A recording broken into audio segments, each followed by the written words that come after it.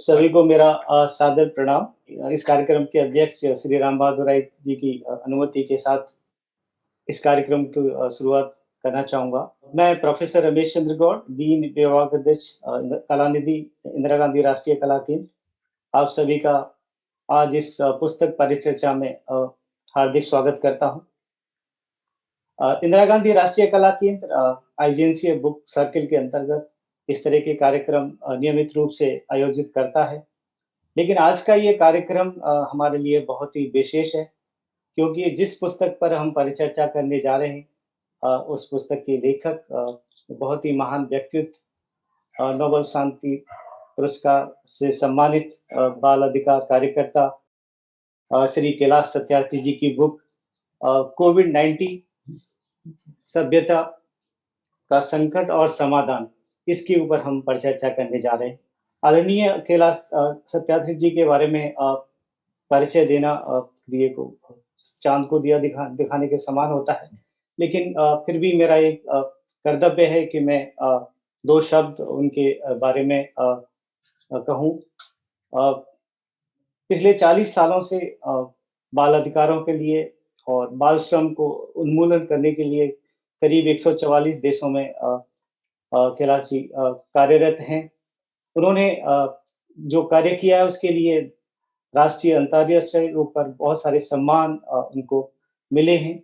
वो पहले ऐसे भारतीय हैं जिन्हें नोबेल पुरस्कार के साथ साथ defence of democracy award, medal of Italian senate award, Robert F Kennedy human rights award, इतने महान व्यक्ति की पुस्तक परिचर्चा के लिए हम लोग यहाँ पर सब एकत्रित हुए हैं। मैं सबसे पहले उनको धन्यवाद करना चाहूँगा, सर्वप्रथम इतनी अच्छे टॉपिक पर बुक लिखने के लिए, और दूसरा इंदिरा गांधी राष्ट्रीय कला केंद्र को एक अवसर प्रदान करने के लिए कि हम इस पुस्तक पर परिचर्चा कर सकें। धन्यवाद सर, नमस्कार, आपका स्वागत है। जब इतने महान व्यक्तित्व की पुस्तक हो तो पैनल भी एक महान ही है हमारे साथ। मैं आपको अवगत कराना चाहूँगा जो आज की परिचर्चा में शामिल हमारे जो महान अतिथि हैं। आज इस कार्यक्रम की अध्यक्षता श्री राम बहादुर राय, सुप्रसिद्ध पत्रकार, पद्मश्री से सम्मानित और इंदिरा गांधी राष्ट्रीय कला केंद्र न्यास के अध्यक्ष कर रहे हैं। इस कार्यक्रम में आज मुख्य अतिथि के तौर पर हमारे साथ विराजमान हैं पद्म विभूषण आदरणीय डॉक्टर सोनल मानसिंह जी, जो सांसद हैं राज्यसभा में और एक सुविख्यात आर्ट एजुकेटर हैं। हमारे इस कार्यक्रम में परिचर्चा में शामिल होने के लिए विशिष्ट अतिथि के तौर पर हमारे साथ जो पैनल है उसमें हमारे साथ हैं श्री प्रसून जोशी जी, जो बहुत ही प्रसिद्ध फिल्म लेखक, गीतकार और central board of film certification के अध्यक्ष हैं। हमारे साथ हैं डॉक्टर अमीश त्रिपाठी, जो बहुत ही सुविख्यात लेखक हैं और वर्तमान में नेहरू सेंटर लंदन में निदेशक के तौर पर कार्यरत हैं। हमारे साथ हैं डॉक्टर पवन के वर्मा जी, जो सुप्रसिद्ध लेखक हैं, भूतपूर्व राजनयिक हैं और एक राजनेता के रूप में भी वो कार्यरत हैं। हमारे साथ हैं जो डॉक्टर सुधांशु त्रिवेदी, जो सांसद हैं राज्यसभा में और भारतीय जनता पार्टी के प्रवक्ता भी हैं। वो जल्दी ही हमारे साथ जुड़ेंगे।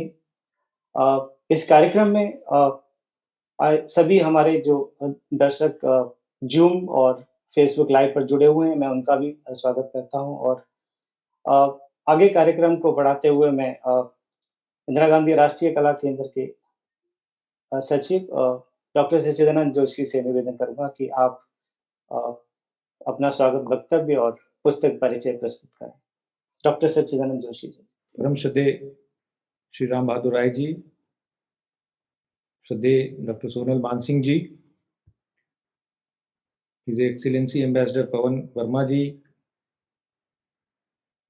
श्री प्रसून जोशी जी, श्री अमीश त्रिपाठी जी, और आज की उत्सव मूर्ति परम आदरणीय श्री कैलाश सत्यार्थी जी, और इस वेब माध्यम से जुड़े सभी सम्मानीय सुधी श्रोतागण। इंदिरा गांधी राष्ट्रीय कला केंद्र की पुस्तक परिचर्चा के इस कार्यक्रम में ये हम सबके लिए एक बहुत महत्वपूर्ण अवसर है जब हम आज कैलाश सत्यार्थी जी की अत्यंत समसामयिक पुस्तक कोविड-19 सभ्यता का संकट और समाधान इस पर परिचर्चा करने के लिए उपस्थित हैं। और इसके लिए एक बहुत महत्वपूर्ण पैनल जिसमें हर एक क्षेत्र के सिद्धहस्त विद्वान उपस्थित हैं, आज हमारे साथ चर्चा करने के लिए यहाँ मौजूद हैं।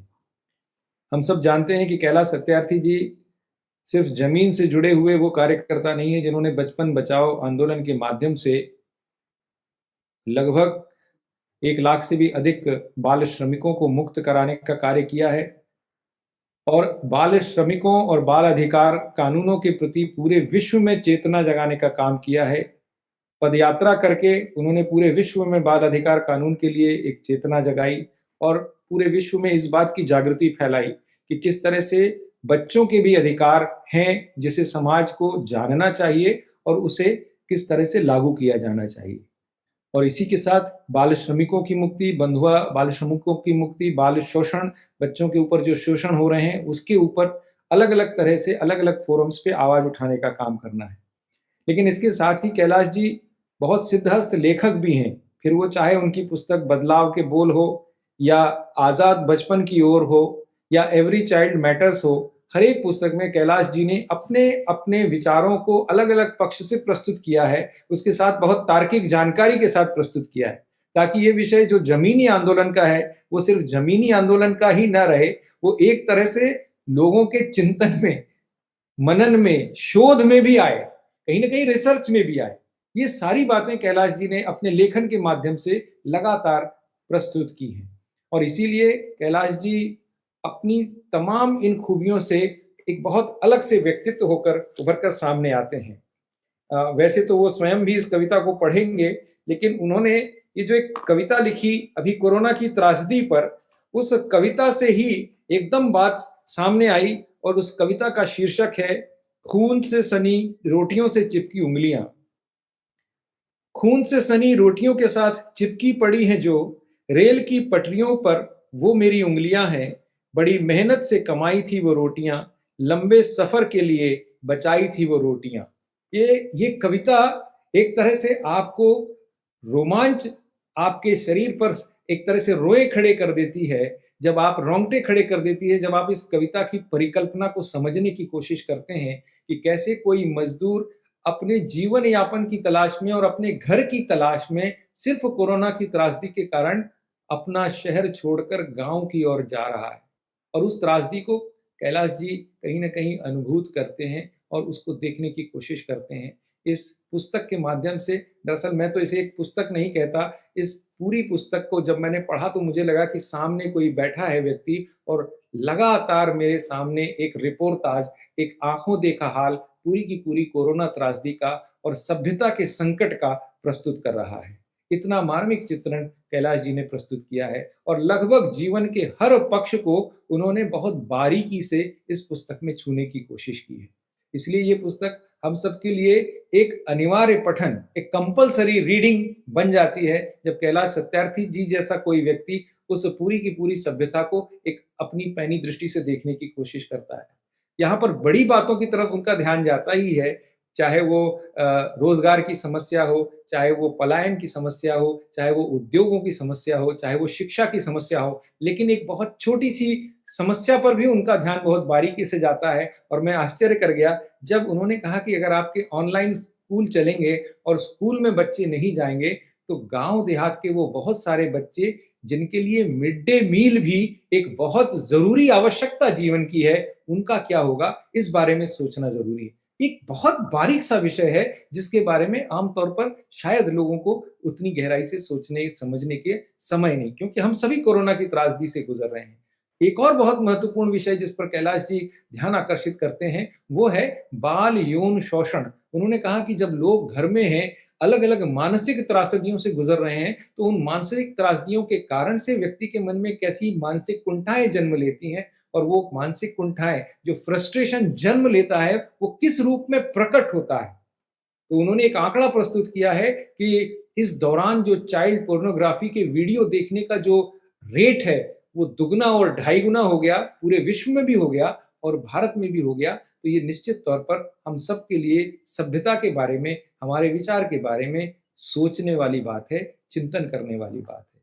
और ये बात यहाँ रुकती नहीं है, ये बात यहाँ से शुरू होती है, क्योंकि एक तरह के बहुत बड़े मनोवैज्ञानिक दृष्टिकोण से इसे देखें तो एक लंबे समय तक इस त्रासदी से पूरे समाज को गुजरना पड़ेगा, और इसलिए ये संकट सिर्फ किसी जंतु द्वारा, किसी वायरस द्वारा फैलाया गया क्षणिक संकट नहीं है, ये पूरी की पूरी मानव सभ्यता पर आया हुआ एक लंबा कालजयी संकट है, जिससे उबरने के लिए सब विद्वानों को चिंतन करना होगा।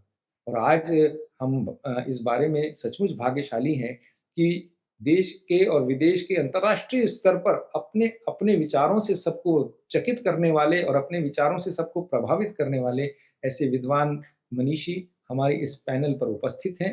आप सभी के चिंतन से न सिर्फ इस पुस्तक के बारे में लोगों के मन में जानकारी पैदा होगी, बल्कि इस सभ्यता के संकट को देखने का जो दृष्टिकोण है, उसके बारे में संभवतः लोग सोच सकते हैं।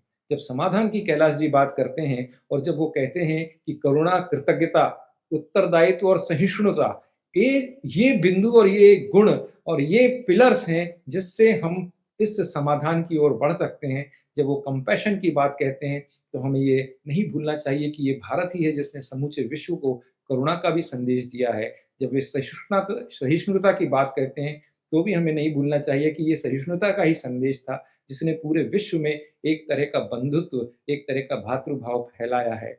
और इसलिए ये पुस्तक हम सब के लिए महत्वपूर्ण हो जाती है। समाधान की ओर जब हम बढ़ते हैं तो इस समाधान में भारत की भूमिका बहुत महत्वपूर्ण हो जाती है। मैं श्रद्धेय कैलाश सत्यार्थी जी को बधाई देता हूँ कि उन्होंने एकदम समसामयिक और बहुत छोटी पुस्तक है, पुस्तक कोई बहुत बड़ा ग्रंथ नहीं है जिसे पढ़ने के लिए लोगों को बहुत ज़्यादा समय लगाना पड़े, और बहुत आकर्षक ढंग से प्रकाशित की गई है।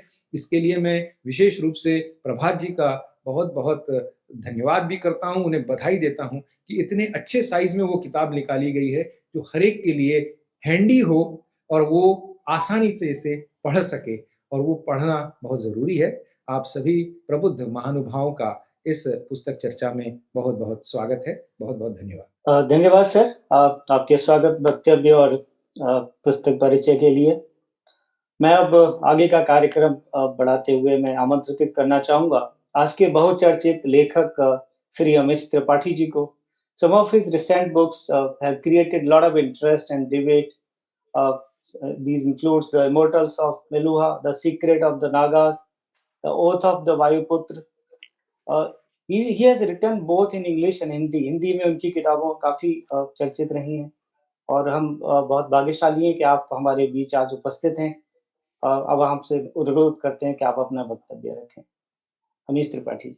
नमस्ते रमेश जी, बहुत बहुत धन्यवाद। कैलाश जी प्रणाम, बड़ा अच्छा लग रहा है आपसे मिलकर। भेंट हुई थी हमारी एक दो बार, लेकिन अभी कोरोना काल में सब ऑनलाइन ही करना पड़ता है। मैं लंदन में फंसा हुआ हूँ। यहाँ पे कोविड के तो बहुत बुरे हाल हैं और बहुत ठंडी भी है यहाँ पे। उसके कारण किताब मिलने का मुझे अभी तक सौभाग्य मिला नहीं, क्योंकि हमारे ऑफिस में भी, हाई कमीशन में भी कुछ लोग बीमार पड़ गए थे, तो बहुत स्ट्रिक्ट वर्क फ्रॉम होम किया जा रहा है, तो मैं घर पे ही हूँ। तो किताब पढ़ने का सौभाग्य मिला नहीं है मुझे। सभ्यता का संकट और समाधान कोविड-19, लेकिन जब भी वापस भारत आऊँगा तो मैं ज़रूर इसे पढ़ूँगा। लेकिन जो विषय जो आपने चुना है बहुत ही महत्वपूर्ण, क्योंकि जब से वुहान चीन से ये महामारी पूरे दुनिया भर में निर्यात हुई है, बहुत लोग इस बीमारी के शिकार हुए हैं। करीब 10 करोड़ लोग तो इन्फेक्टेड हुए हैं, संक्रमित हुए हैं, और करीब 25 लाख जानें गईं। और ज़्यादातर इसके ऊपर जो एनालिसिस होता है, जो चर्चा जो होती है, ये स्वास्थ्य के ऊपर होती है। आर्थिक जो व्यवस्था जो बिखर रही है, कई देशों में कर्जे बढ़ रहे हैं, ज़्यादातर चर्चा इन विषयों पर होती है। लेकिन जो मानसिक प्रभाव जो पड़ रहा है सब समाजों में, इसके कारण आंतरिक प्रभाव जो पड़ रहा है, इसके ऊपर जितनी चर्चा होनी चाहिए शायद हुई नहीं। हमारे भारत देश में सामाजिक ढांचा और प्रबल है। तो शायद ऐसे महामारी से हम जूझ सकते हैं। मैं एक पश्चिमी देश में मैं बैठा हूँ, मैं आपको कह सकता हूँ कि यहाँ पे वैसे ही, क्योंकि पारिवारिक जीवन पहले ही बिखर रहा था।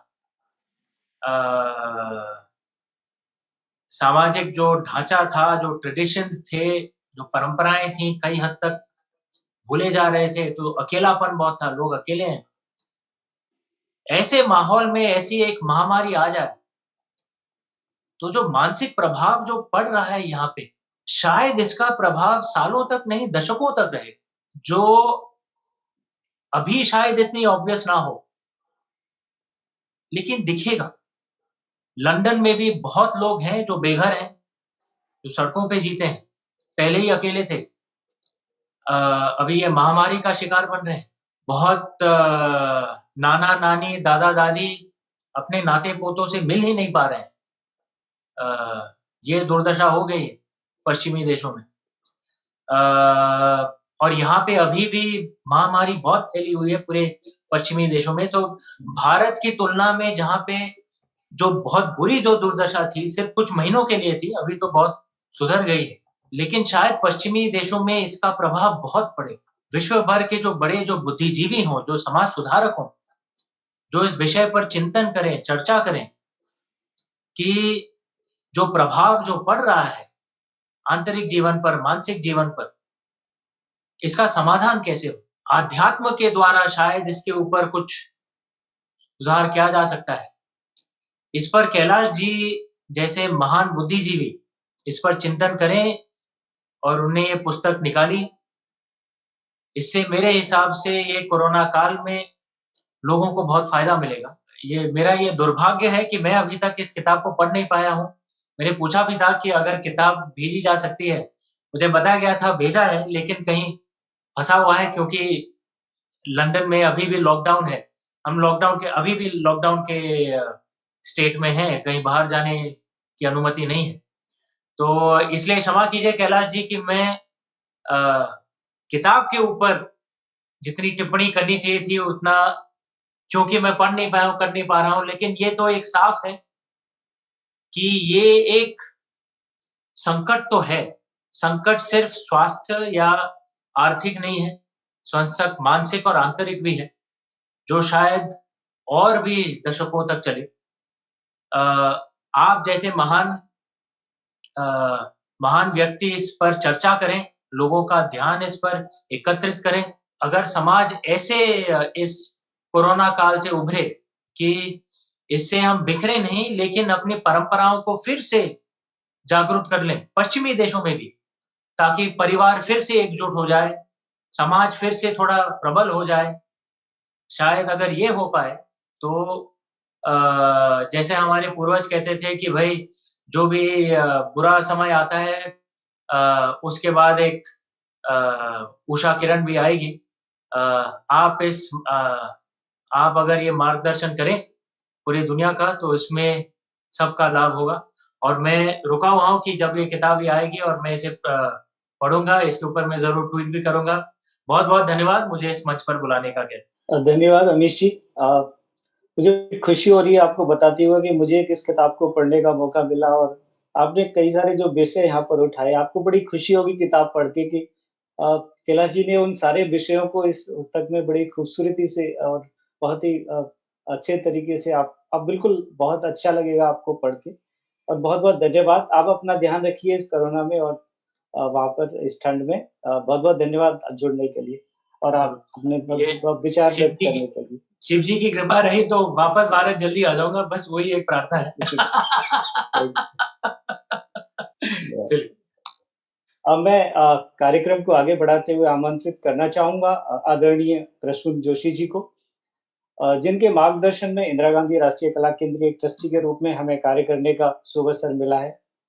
इसके अलावा एक भारतीय कवि, लेखक, गीतकार, पटकथा लेखक और संचार विशेषज्ञ के साथ एक एंटरप्रेन्योर के तौर पे आदरणीय जोशी जी के कार्य को भारत में बहुत ही सम्मानित रूप से और बहुत बहुत सारे अवार्ड्स के रूप में चाहे वो फिल्म फेयर सर्वश्रेष्ठ गीतकार का पुरस्कार हो, आप शैलेंद्र सम्मान तथा आदि कई पुरस्कारों से सम्मानित हैं। ये हमारे लिए बड़े ही गर्व की बात है कि आज इस परिचर्चा में हमारे साथ जुड़े हुए। मैं आपसे निवेदन करूँगा कि आप अपने विचार व्यक्त करें। आदरणीय जोशी जी। गॉड साहब धन्यवाद। कैलाश जी के किसी भी कार्यक्रम से जुड़ना मेरे लिए सम्मान की बात है। मैं उन्हें काफी समय से जानता हूँ। बचपन बचाओ आंदोलन के कैंपेन के दौरान भी मैंने उनके साथ काम किया है और बहुत मुझे उसकी सुखद स्मृतियां हैं और उनके कार्य को हमेशा से सराहता रहा हूँ। आदरणीय राय जी, राम बहादुर राय जी का अभिनंदन करता हूँ। सोनल जी, आदरणीय सोनल जी, पवन जी हैं, सुधांशु जी शायद अभी जुड़ रहे हैं, अमीश जी हैं, जोशी जी हैं, प्रभात जी हैं, सबको नमस्कार। जो ये पुस्तक मुझ तक पहुंची, बहुत अभी अभी पहुंची थी, उसका पीडीएफ फॉर्म मैंने थोड़ा पढ़ने की कोशिश की, तो मुझे आश्चर्य नहीं हुआ था कि इन विषयों को कैलाश जी ने उठाया है। मुझे अपेक्षा थी कि कैलाश जी इन विषयों को उठाएंगे। बच्चों से तो उनका जुड़ाव सर्वविदित है, सभी जानते हैं कि किस तरह से उन्होंने इस कार्य को आगे बढ़ाया है और इतने वर्षों से वो भगीरथ प्रयत्न कर रहे हैं बच्चों के अधिकारों को लेकर, उनके भविष्य को लेकर। उस पर एक अलग पूरी चर्चा हो सकती है, थीसिस लिखी जा सकती है उनके काम को लेकर। लेकिन उन्होंने इस विषय को, कोविड काल को एक व्यापक दृष्टि से देखा है। उन्होंने उनकी बात, जब वो रक्त में भीगी हुई उंगलियों की बात करते हैं, वो बहुत ही मार्मिक कविता है उनकी, बहुत ही ऐसा, मुझे तो एकदम सिहरन सी हो गई थी जब मैंने वो दृश्य अपने मस्तिष्क में, मुझे ये दृश्य कौंधा और मुझे ये उसका सामने उसका चित्रण हुआ, तो मैं समझ सकता हूँ कि वो कितना हृदय विदारक दृश्य है। बट उसके अलावा उन्होंने जिन विषयों को स्पर्श किया है और सारी बातें लाकर कहीं ना कहीं वो करुणा पर लाते हैं और करुणा की बात करते हैं, कंपैशन की बात करते हैं, जो मुझे लगता है बहुत ही एक ऐसा मर्म है, इस विषय का मर्म है, इस समय का मर्म है कि जितना कुछ हमारे चारों ओर हो रहा है, उससे अगर कोई चीज या कोई बात, उसका लब्बो लुबाब निकल के आता है पूरा, तो कहीं ह्यूमन कंपैशन पे ही आता है। हम साथ में जी कैसे पाएंगे? एक तरह का पॉज भी दिया है, कहीं अगर हमें एक तरह का संकट दिया है ये विपत्ति की घड़ी ने, तो कहीं ना कहीं एक हमें पॉज भी दिया है, एक रुक कर सोचने के लिए मजबूर भी किया है। क्योंकि शायद जीवन अपनी एक पटरी पर चलने लगा था और हमें आदत हो गई थी कि भाई ऐसे ही है जीवन। आप ये सोचिए कि आज हम चर्चा कर रहे थे कोविड काल से पहले, और क्योंकि मैं कम्युनिकेशन के व्यवसाय से भी जुड़ा हूं, तो हम लोग कहा करते थे कि human attention span has fallen to 8 seconds. 8 second का ह्यूमन अटेंशन स्पैन हो गया है, जो गोल्ड फिश से 1 सेकंड कम है। यानी कि हमारा किसी बात को बैठकर सुनने की जो हमारा धैर्य है, वो धीरे धीरे एज अ ह्यूमन रेस ही खत्म होता जा रहा है। तो कहीं जो ये त्रासदी का समय आया है, ये विकट काल हमारे सामने आया है, तो इसने कहीं ना कहीं ये सवाल हमारे सामने ठहर कर देखने के, रुक कर सोचने के लिए हमें समय या मजबूर किया है हम इन विषयों पर चर्चा करें। चाहे वो घरेलू हिंसा की बात हो, चाहे वो बाल यौन शोषण की बात हो, कहीं हम अपने चारों ओर दीवारें खड़ी कर चुके थे।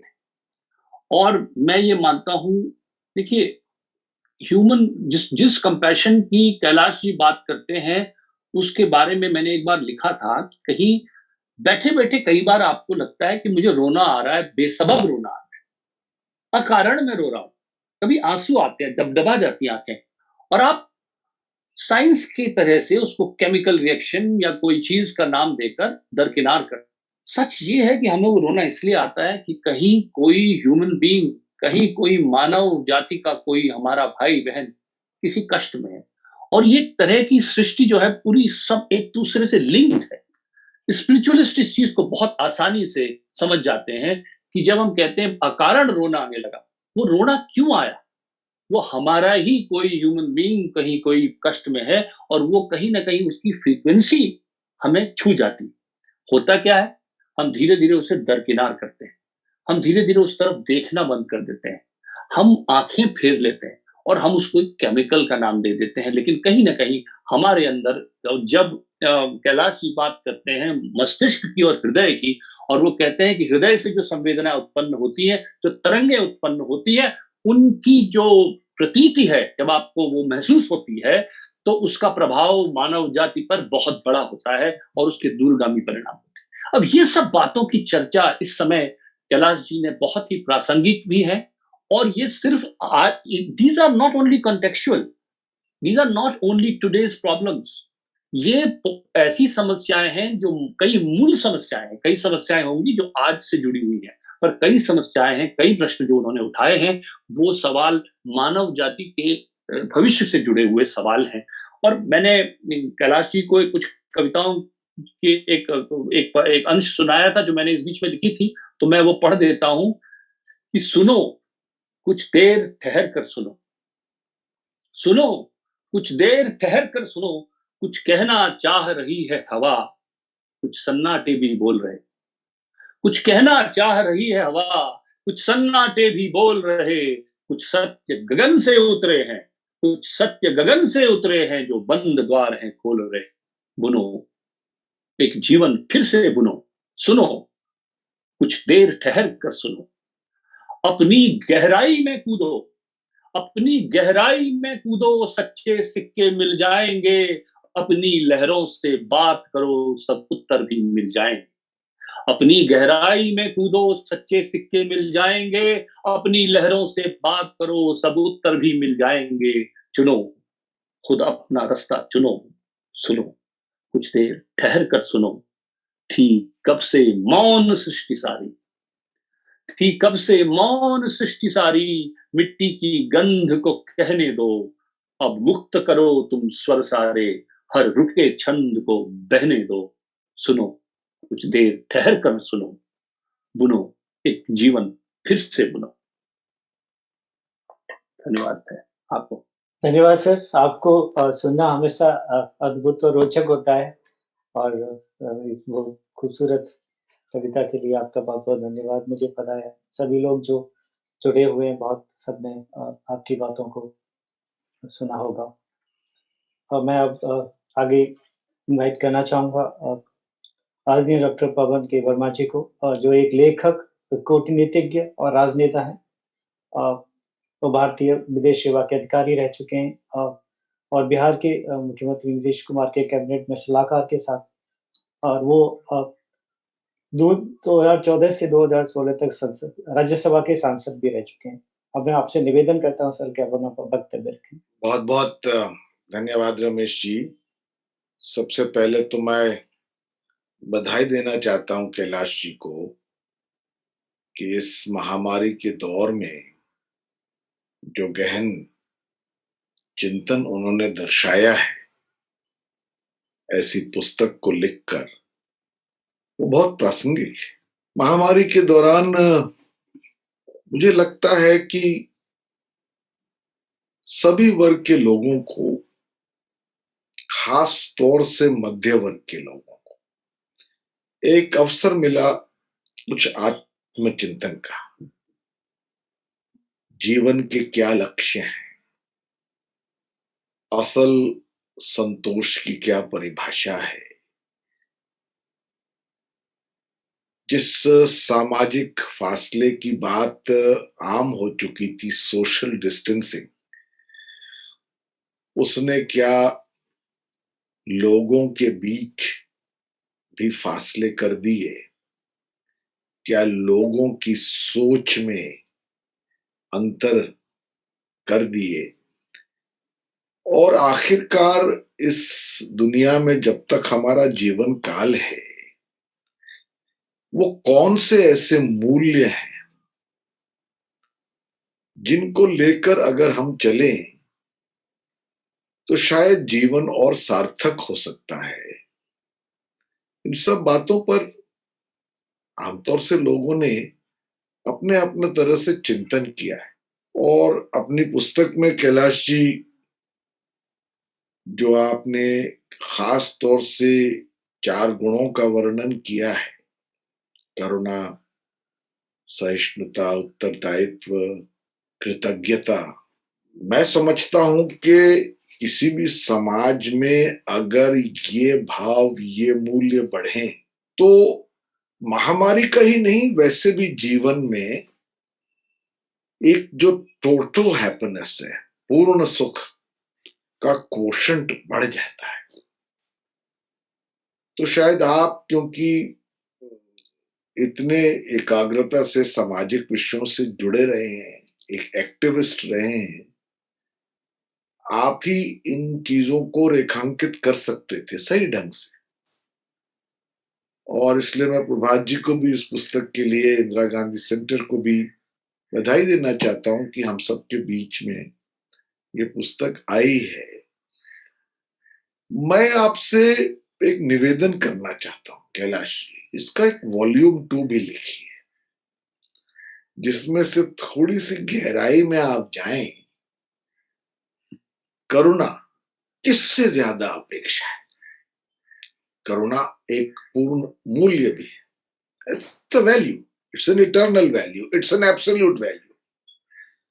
पर इस कोरोना वायरस का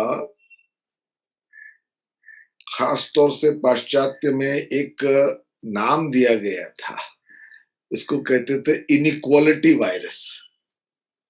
यानी इस वायरस के परिणाम स्वरूप जो समृद्ध तबका था समाज का, वो एक स्तर पर और समृद्ध हुआ, और जो गरीब तबका था वो और गरीब हुआ। आप जानते हैं, आंकड़े बताते हैं कि कोरोना के परिणाम स्वरूप जो सबसे बड़े उद्योगपति थे, और उद्योगपतियों को समाज में आर्थिक व्यवस्था को बहुत जरूरत है, तो मैं कोई उंगली नहीं उठा रहा, पर कोरोना के बावजूद उनकी नेटवर्थ में 35% इजाफा हुआ,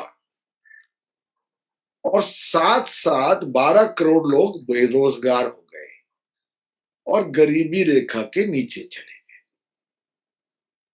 तो जब मैंने बहुत पहले भारतीय मध्य वर्ग की मजीब दास्ताएं, एक पुस्तक लिखी थी, the great Indian middle class, तो उस पे मैंने कहा था कि एक सामाजिक संवेदनशीलता की कभी कभी खास तौर से हमारे समाज में कमी है, जिसमें हमें गरीबी दिखती नहीं है।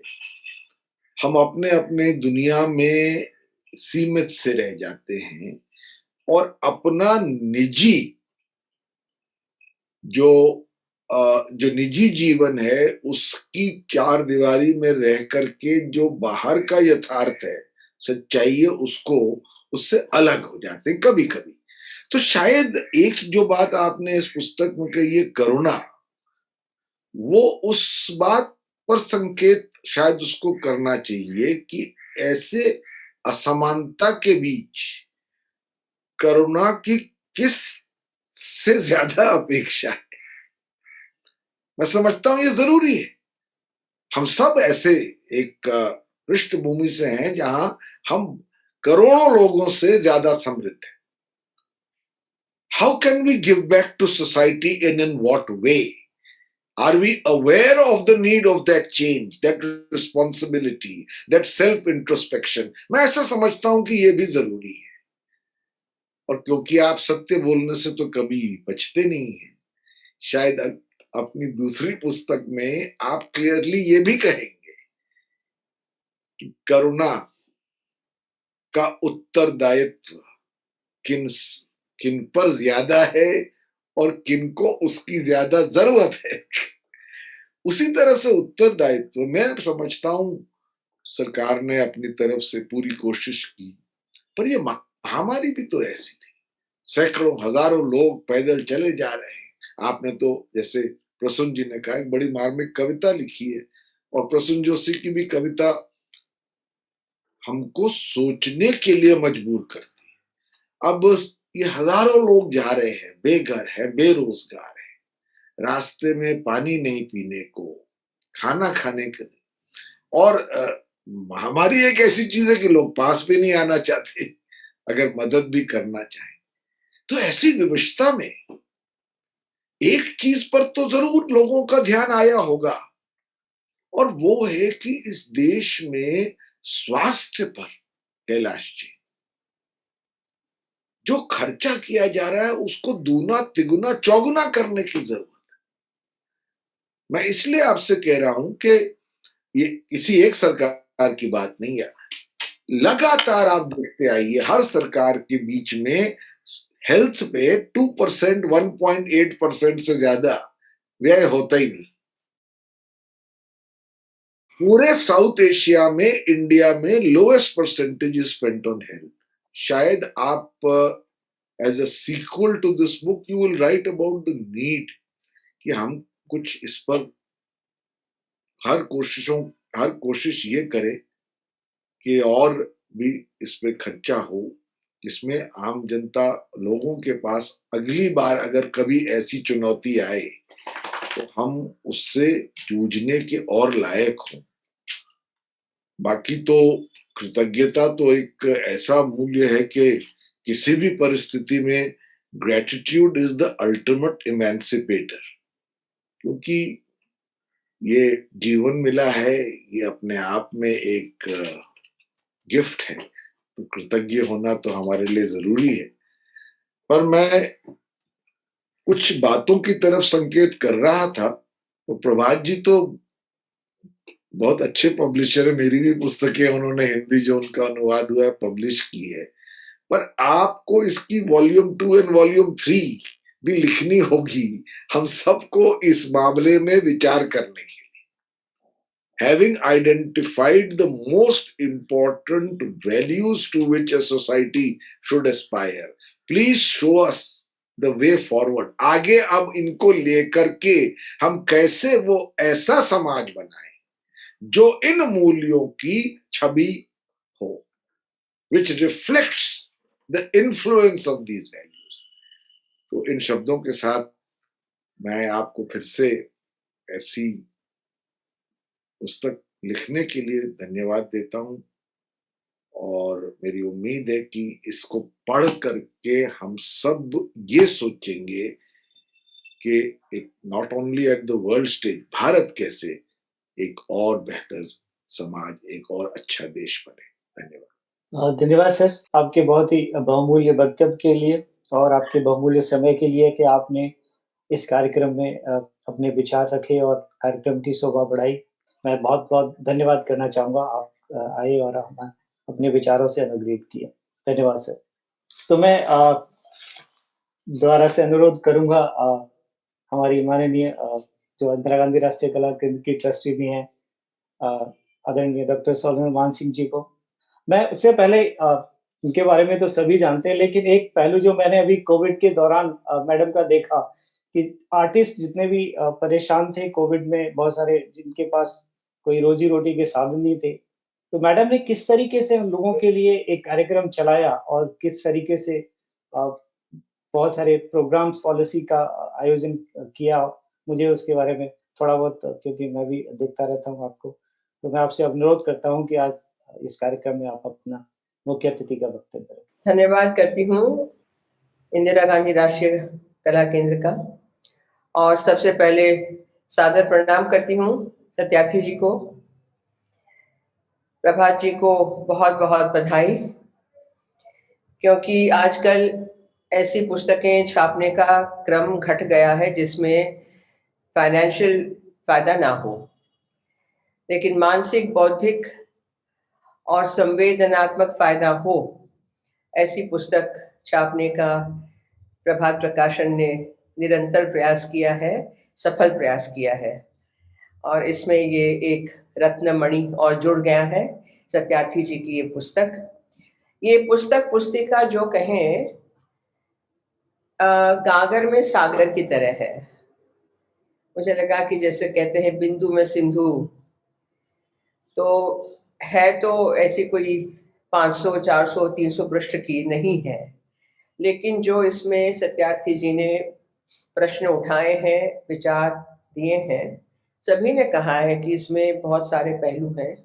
मैं मात्र एक इसका जो शीर्षक है सभ्यता की ओर इंगित करता है। वो सभ्यता शब्द बहुत ही खतरनाक शब्द है बहुत ही उसकी व्यापक पहलू हैं और ये इन्होंने जो सभ्यता शब्द लगाया है उसी ने मुझे थोड़ा सा सोचने के लिए और बाध्य किया। खैर जो भी है, मैं अपने थोड़े से विचार ये रख रही हूँ कि सभ्यता से जो हमारे रोज की रोजमर्रे की जिंदगी में जो वैल्यू आता है वो है सभ्यता, परस्पर, सभ्य असभ्य, जिसमें हम कहते हैं भद्रता, भद्र होना, अभद्र होना। तो सभ्यता क्या है? अंग्रेजी में तो सिविलाइजेशन कह देंगे, उसमें भी सिविलिटी शब्द जो आता है, to be civil to each other, to be civil to everyone. तो सभ्य समाज की बात होती है, सभ्य नागरिक की बात होती है, और एक निरंतर चलती शाश्वत सभ्यता के प्रवाह के अंतर्गत जो हमारा भारतवर्ष देश है आज भी, उसमें सबसे पहले हम लोगों ने परिवार को माना है, पहला जो यूनिट है परिवार,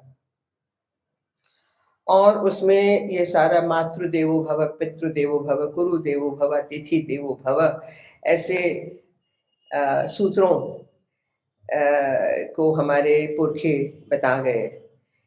तो परिवार के बाद अड़ोस पड़ोस जो है, और उसके बाद मोहल्ला, और उसके बाद बहुत सारी, तो ये जो एक कंकड़ फेंको तो जो इसके बनती परिधियां बनती हैं वर्तुलाकार, वैसे ये बढ़ता जाता है। तो सभ्यता बहुत ही व्यापक शब्द है, और यहाँ पर मैं एक ये जो पहलू को लाना चाह रही हूँ कि हमारी कोरोना कोविड-19 ये शब्द तो मुझे लगता है कि हमारे शब्दकोश में अब धन्यवाद और अभिनंदन और ऐसे शब्दों के साथ जुड़ गया है।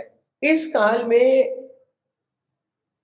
जैसे आपने कहा, रमेश जी ने कहा कि सभ्यता के अंतर्गत जो शिक्षा दीक्षा, शिक्षा प्रणाली, संस्कार सिंचन, चरित्र निर्माण, ऐसे जो सारे मूल्य हैं, ऐसे जो शब्द हैं, वो शब्द कहीं खो गए।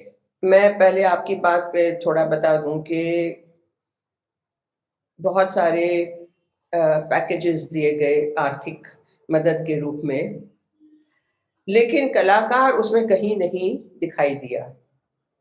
एमएसएमई हो, तो दहाड़ी के मजदूरों का तो है ही है, बहुत सारे।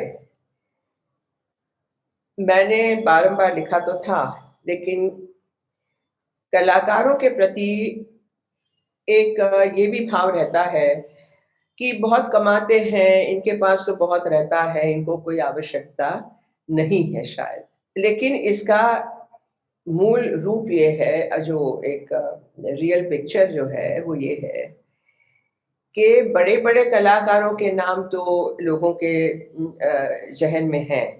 अब यहाँ पर कलाकार, कला की परिभाषा, कलाकार की परिभाषा भी स्पष्ट मुझे करनी पड़ती है हर वक्त, कि एक तो फिल्मी कलाकार हैं, एक आपके जो पॉपुलर कहते हैं, जैसे श्री कैलाश खेर हैं, एक कोई हनी सिंह है, कोई मिका सिंह है, ये नाम मैंने बाद में सुने, कोई अरिजीत सिंह है, ऐसे ऐसे जो हैं, तो जो करोड़ों में लाखों में कमाते हैं और अभी भी कमा रहे हैं। तीसरी जो श्रेणी आती है वो है जो रंगमंच पे के कलाकार हैं, परफॉर्मिंग आर्टिस्ट। उसमें भी जो ऊपर की श्रेणी, ऊपर की कोटि में है, जैसे आपके बड़े कलाकारों के नाम है, पंडित हरिप्रसाद चौरसिया जी हैं, पंडित शिव कुमार शर्मा जी हैं, और भी बहुत सारे, और नृत्य क्षेत्र में भी इन्हें गिने थोड़े हैं। बाकियों का क्या है, तो उसकी कोई चर्चा नहीं हुई। जो फ्रीलांस कहते हैं, फ्रीलांस आर्टिस्ट के जो नृत्य सीखे हैं, लेकिन इतना उनका वो नहीं बना रुतबा कि वो अकेले नाम कमा के कर सकें, तो कोरियोग्राफी में ज्वाइन होते हैं, ग्रुप्स में ज्वाइन होते हैं। म्यूजिशियंस भी हैं जो तबला वादक है, सारंगी वादक है, जो एकम्पनिस्ट हम कहते हैं। फिर स्टेज हैंड्स हैं जो पर्दा उठाते हैं, गिराते हैं, लाइट्स लगाते हैं, मेकअप आर्टिस्ट हैं, बैक स्टेज वाले हैं। तो ये जो पूरा एक समूह है, पपेटियर्स हैं, इंस्ट्रूमेंट मेकर्स हैं, ये पूरे समूह की कोई पहचान नहीं हो पाई है आज तक। और मुझे लगता है कि शायद इस कोरोना के संकट से उबरते उबरते शायद हम सब यदि प्रयत्न करें तो ये ग्रुप की पहचान हमें अच्छी तरह से करवानी पड़ेगी, समाज को, सरकार को। तो रमेश जी, यही हुआ कि कुछ हम जैसे कलाकारों ने अपने अपने कलाकार सहाय, जैसे मैंने फंड बनाया जिसमें हमारे जोशी जी ने, उनकी पत्नी ने, उनके भाई ने, भाभी ने, और मेरी बहन, बड़ी बहन जो गुजर गई 1 अगस्त को 2020 कैंसर से, जाते जाते भी कई मित्र हैं, कई मित्रों के मित्र हैं।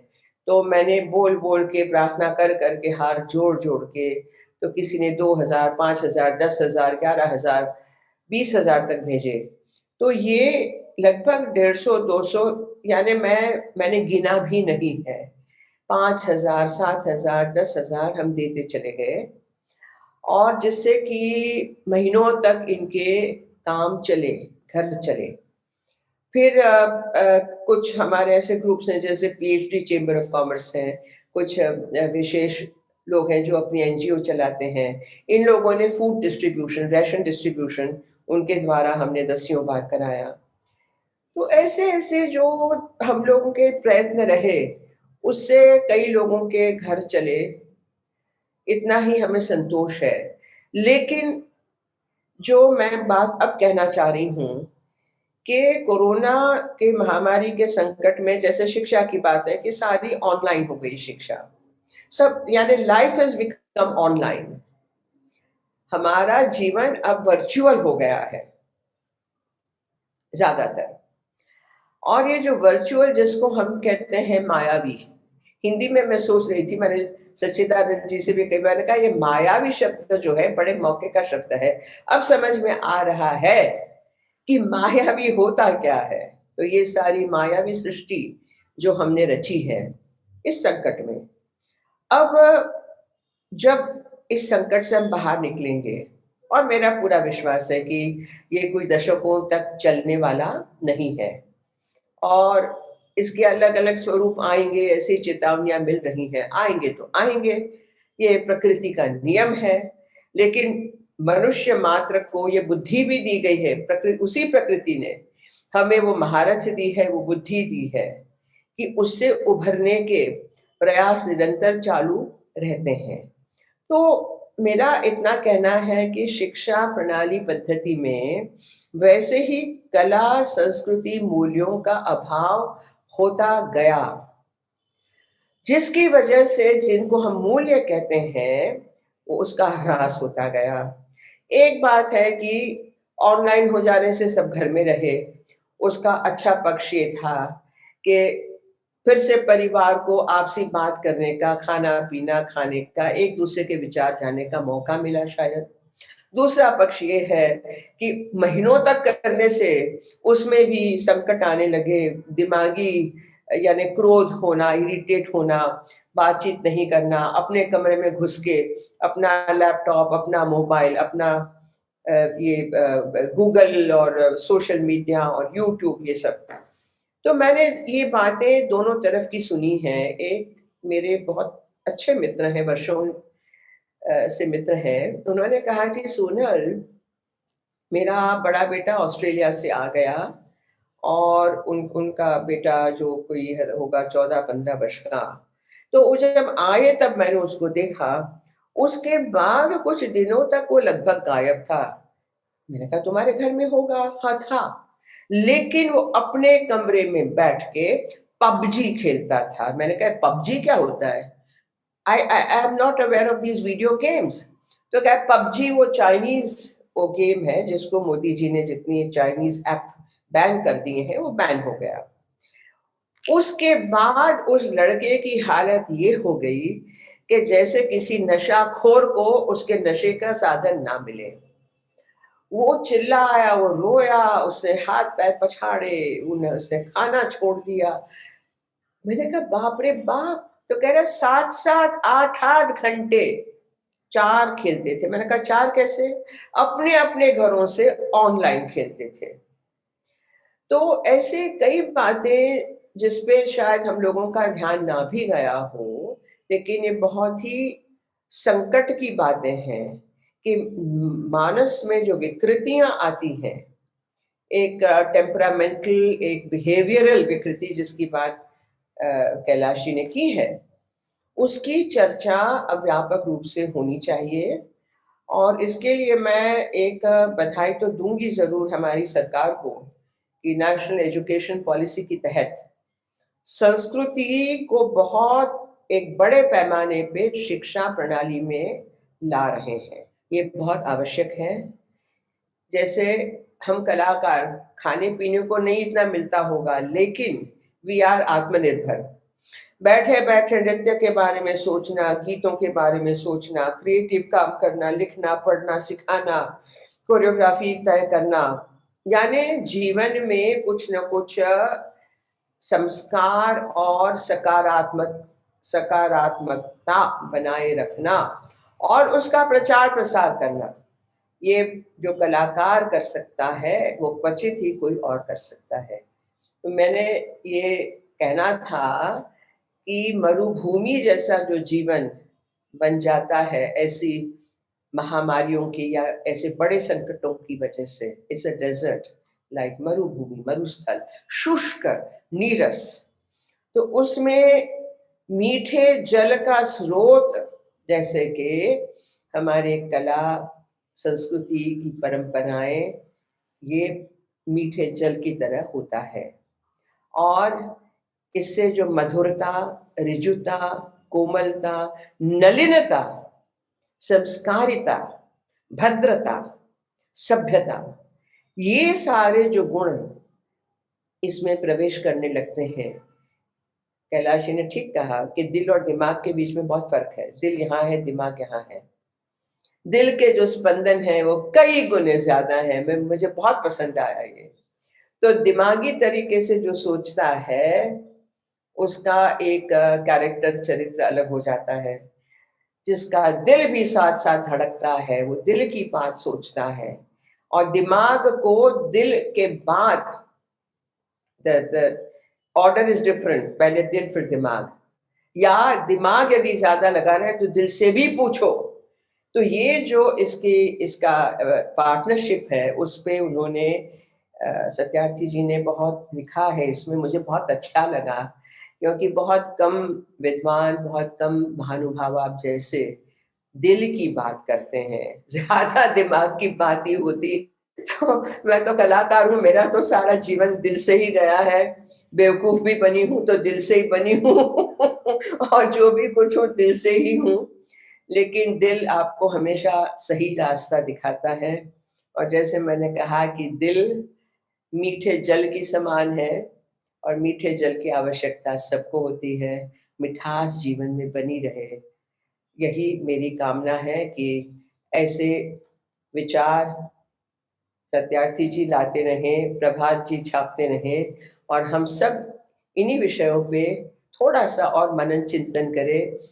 इकोनॉमी चलेगी, साइंस सोचता रहेगा, अन्वेषण होते रहेंगे, लेकिन हमारे अपने दिमाग में, दिल में क्या है उसका अन्वेषण करना आवश्यक है। फिर से दिलों को जोड़ना आवश्यक है। परिवार को वास्तविक रूप से जोड़ना आवश्यक है। शिक्षक और छात्र के बीच में एक संस्कार का, भद्रता का, प्यार का सेतु बनाना आवश्यक है। और हमारी कलाओं का आदर आवश्यक है। जिन कलाओं की वजह से, जिन विद्याओं की वजह से हमारा देश आज भी विश्व गुरु बनने में अग्रसर है। यही कह के सत्यार्थी जी फिर आपका मैं अभिवादन करती हूँ, धन्यवाद करती हूँ आप सबका। नमस्कार। नमस्कार मैम, धन्यवाद wonderfully correlating your experiences with the book. तो मैम जो सारी बातें आपने कला संस्कृति और इवन बुक के लास्ट पेज पे अगर आप देखें कैलाश जी ने भी जब कोविड-19 के श्राप को वरदान में बदलने के लिए कहा है और उसमें he talked about applications of universal values.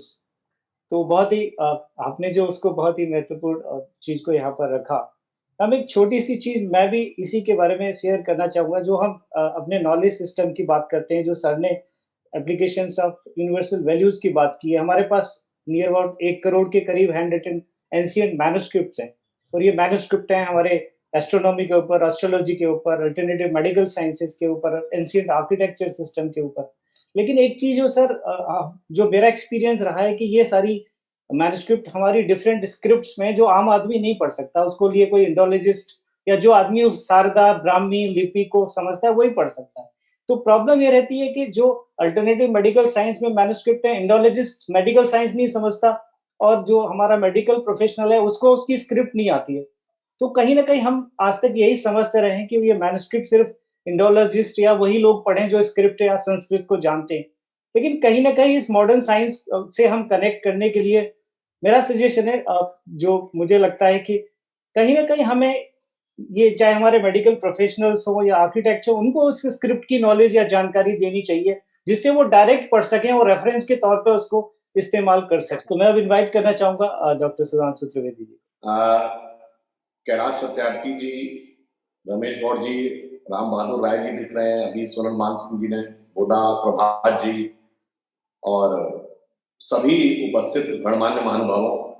देखिए, जो विषय पुस्तक का था, मैं तो ये कहना चाहूंगा कि ये कोविड का संकट पैदा हुआ है ना, इसके यदि आप मूल में जाएं कि ये किस कारण से पैदा हुआ, तो सभ्यता के संकट की चुनौती और सभ्यता के संकट के समाधान की दिशा दोनों उसमें दिखाई पड़े।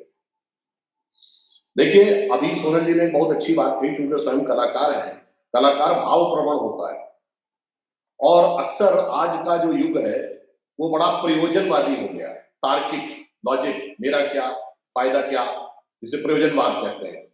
तो हो गया है कि बुद्धि और हृदय का जो द्वंद्व है वो बहुत बढ़ गया। परंतु यदि हम आपसे एक बात कहें कि जो बौद्धिक अभिव्यक्तियां हैं वो तो कंप्यूटर भी कर लेता है। 95% या 99% तक के जो इंटेलेक्चुअल काम है, चाहे कैलकुलेशंस हो, एनालिसिस हो, प्रोजेक्शंस हो, सिमुलेशंस हो, वो कंप्यूटर कर लेगा। कंप्यूटर कविता नहीं कर सकता, वो भाव नहीं उत्पन्न कर सकता। तो हमें समझना होगा कि मनुष्य की मानवता कहां पर निहित है।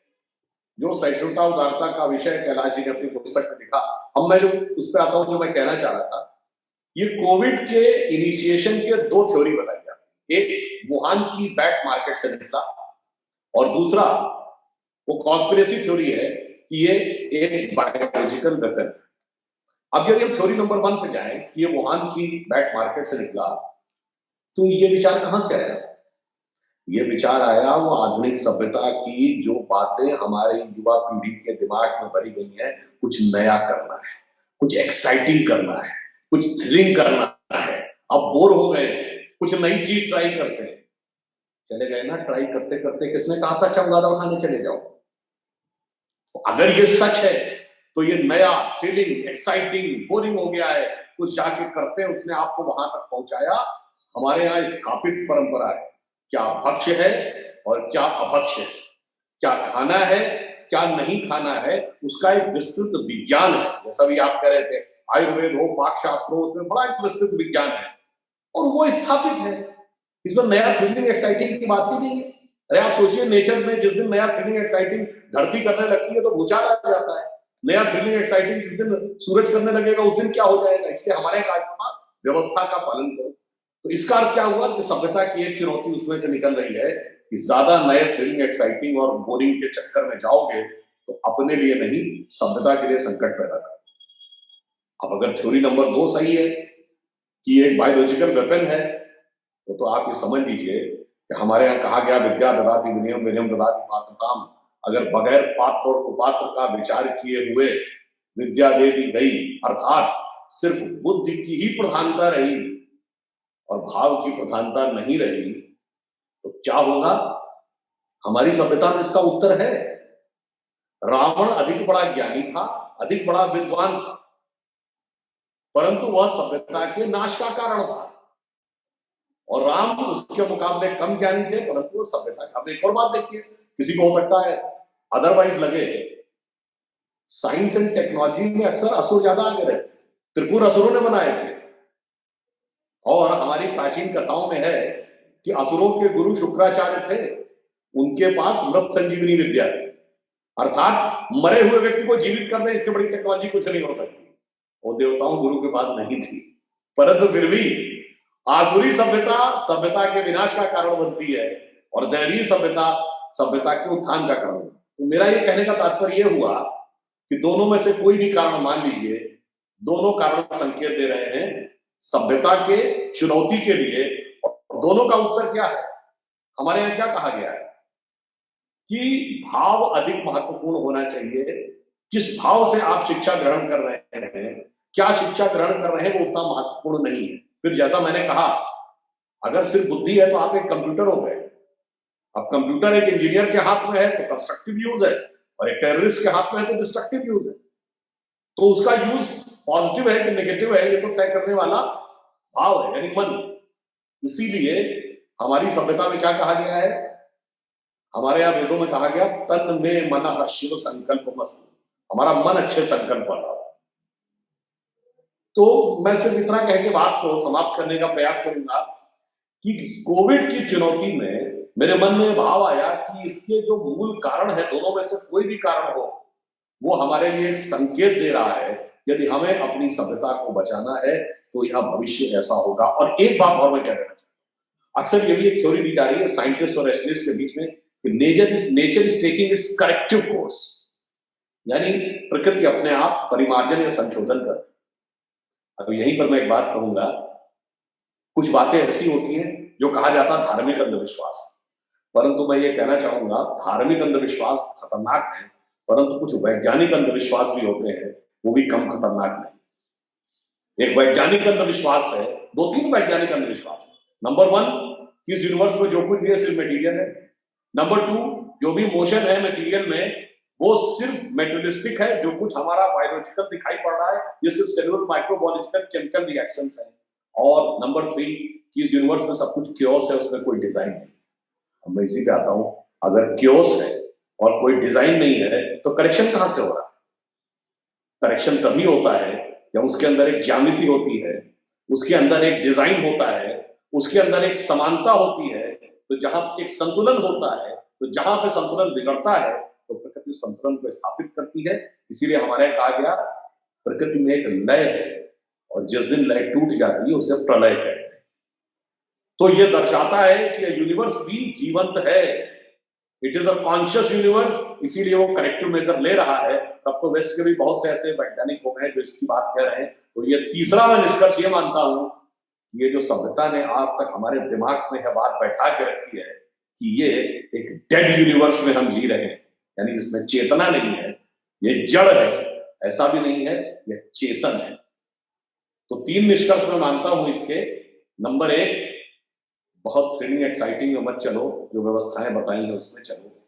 और दूसरा विषय ये कि जो आप ये कहने का प्रयास करें कि जो जिसको भी ज्ञान है तो पात्रता और नैतिकता के आधार पर होना चाहिए। और तीसरा, संसार में चेतना का अस्तित्व है, तभी वह करेक्टिव मेजर ले रहा है।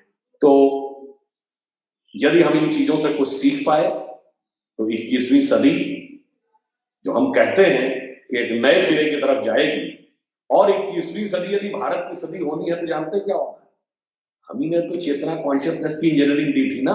बहुत मटेरियल की इंजीनियरिंग कर ली, बहुत केमिकल इंजीनियरिंग कर ली, मैकेनिकल इंजीनियरिंग कर ली, इलेक्ट्रिकल इंजीनियरिंग कर ली, एटॉमिक एनर्जी इंजीनियरिंग कर ली।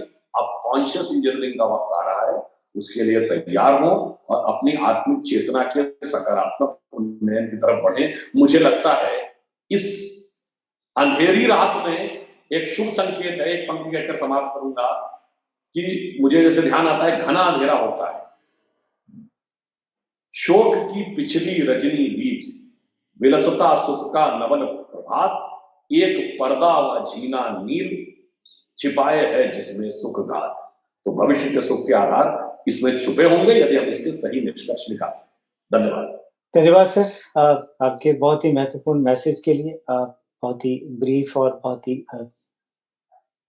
एक क्लियर कट मैसेज आपने दिया कि हम आगे कैसे बढ़ें, कैसे इस तरह की समस्याओं से निकलकर आगे नए समाज का निर्माण करें। आपके समय के लिए बहुत बहुत धन्यवाद। मैं अब आमंत्रित करना चाहूंगा आदरणीय कैलाश सत्यार्थी जी को, जो इस पुस्तक के लेखक हैं। सर, आपने globalisation of compensation, supply chain of gratitude, internet of responsibility, algorithm of tolerance, बड़े ही इंटरेस्टिंग तरीके से बताया कि किस तरीके से हम लोग इनके साथ कोविड-19 के जो श्राप है, इसके मानव मूल्यों पर आधारित नई सभ्यता का निर्माण कर सकते हैं। तो हम अब आपको सभी सुनने के लिए आतुर हैं। मैं आपको आमंत्रित करता हूँ, प्लीज। बहुत धन्यवाद। सबसे पहले तो मैं इंदिरा गांधी राष्ट्रीय कला केंद्र और उसके अधिकारी गणों का, आदरणीय भाई राम बहादुर राय जी, आदरणीय भाई सच्चिदानंद जोशी जी, रमेश जी, आप सबका बहुत आभार प्रकट करता हूं। और इस पुस्तक के और इससे पहले भी मेरे कई पुस्तकों के प्रकाशन के लिए प्रभात जी मेरे छोटे भाई हैं, उनको बहुत धन्यवाद देता हूं। ये मेरा सौभाग्य है कि आज इस पुस्तक पर चर्चा करने के लिए आदरणीय बहन सोनल मान सिंह जी, भाई प्रसून जोशी जी, सुधांशु जी, पवन वर्मा जी और बाकी लोग यहाँ मौजूद हैं। दरअसल सोनल जी ने बहुत अच्छी बात कही, जो मैंने किताब में लिखने की कोशिश की है, कि हृदय की जो निश्चलता है, जो स्वच्छता है, जो पवित्रता है, उससे निकलने वाले जो स्पंदन हैं, उनकी ऊर्जा मस्तिष्क की विद्युत चुंबकीय ऊर्जा से कई गुनी ज्यादा है। और भाई प्रसून जोशी जी का यहाँ मौजूद होना भी इस बात को दिखाता है। थोड़ी देर पहले वो अस्पताल में थे, उनकी बहन की एक सर्जरी चल रही थी और वो यहाँ आए। तो मस्तिष्क के साथ साथ हृदय से, भावना से और उस पवित्रता से जब लोग बैठते हैं और राष्ट्र के हित में, मानवता के हित में कुछ चर्चा करते हैं, तो वो अपने आप में एक यज्ञ हो जाता है।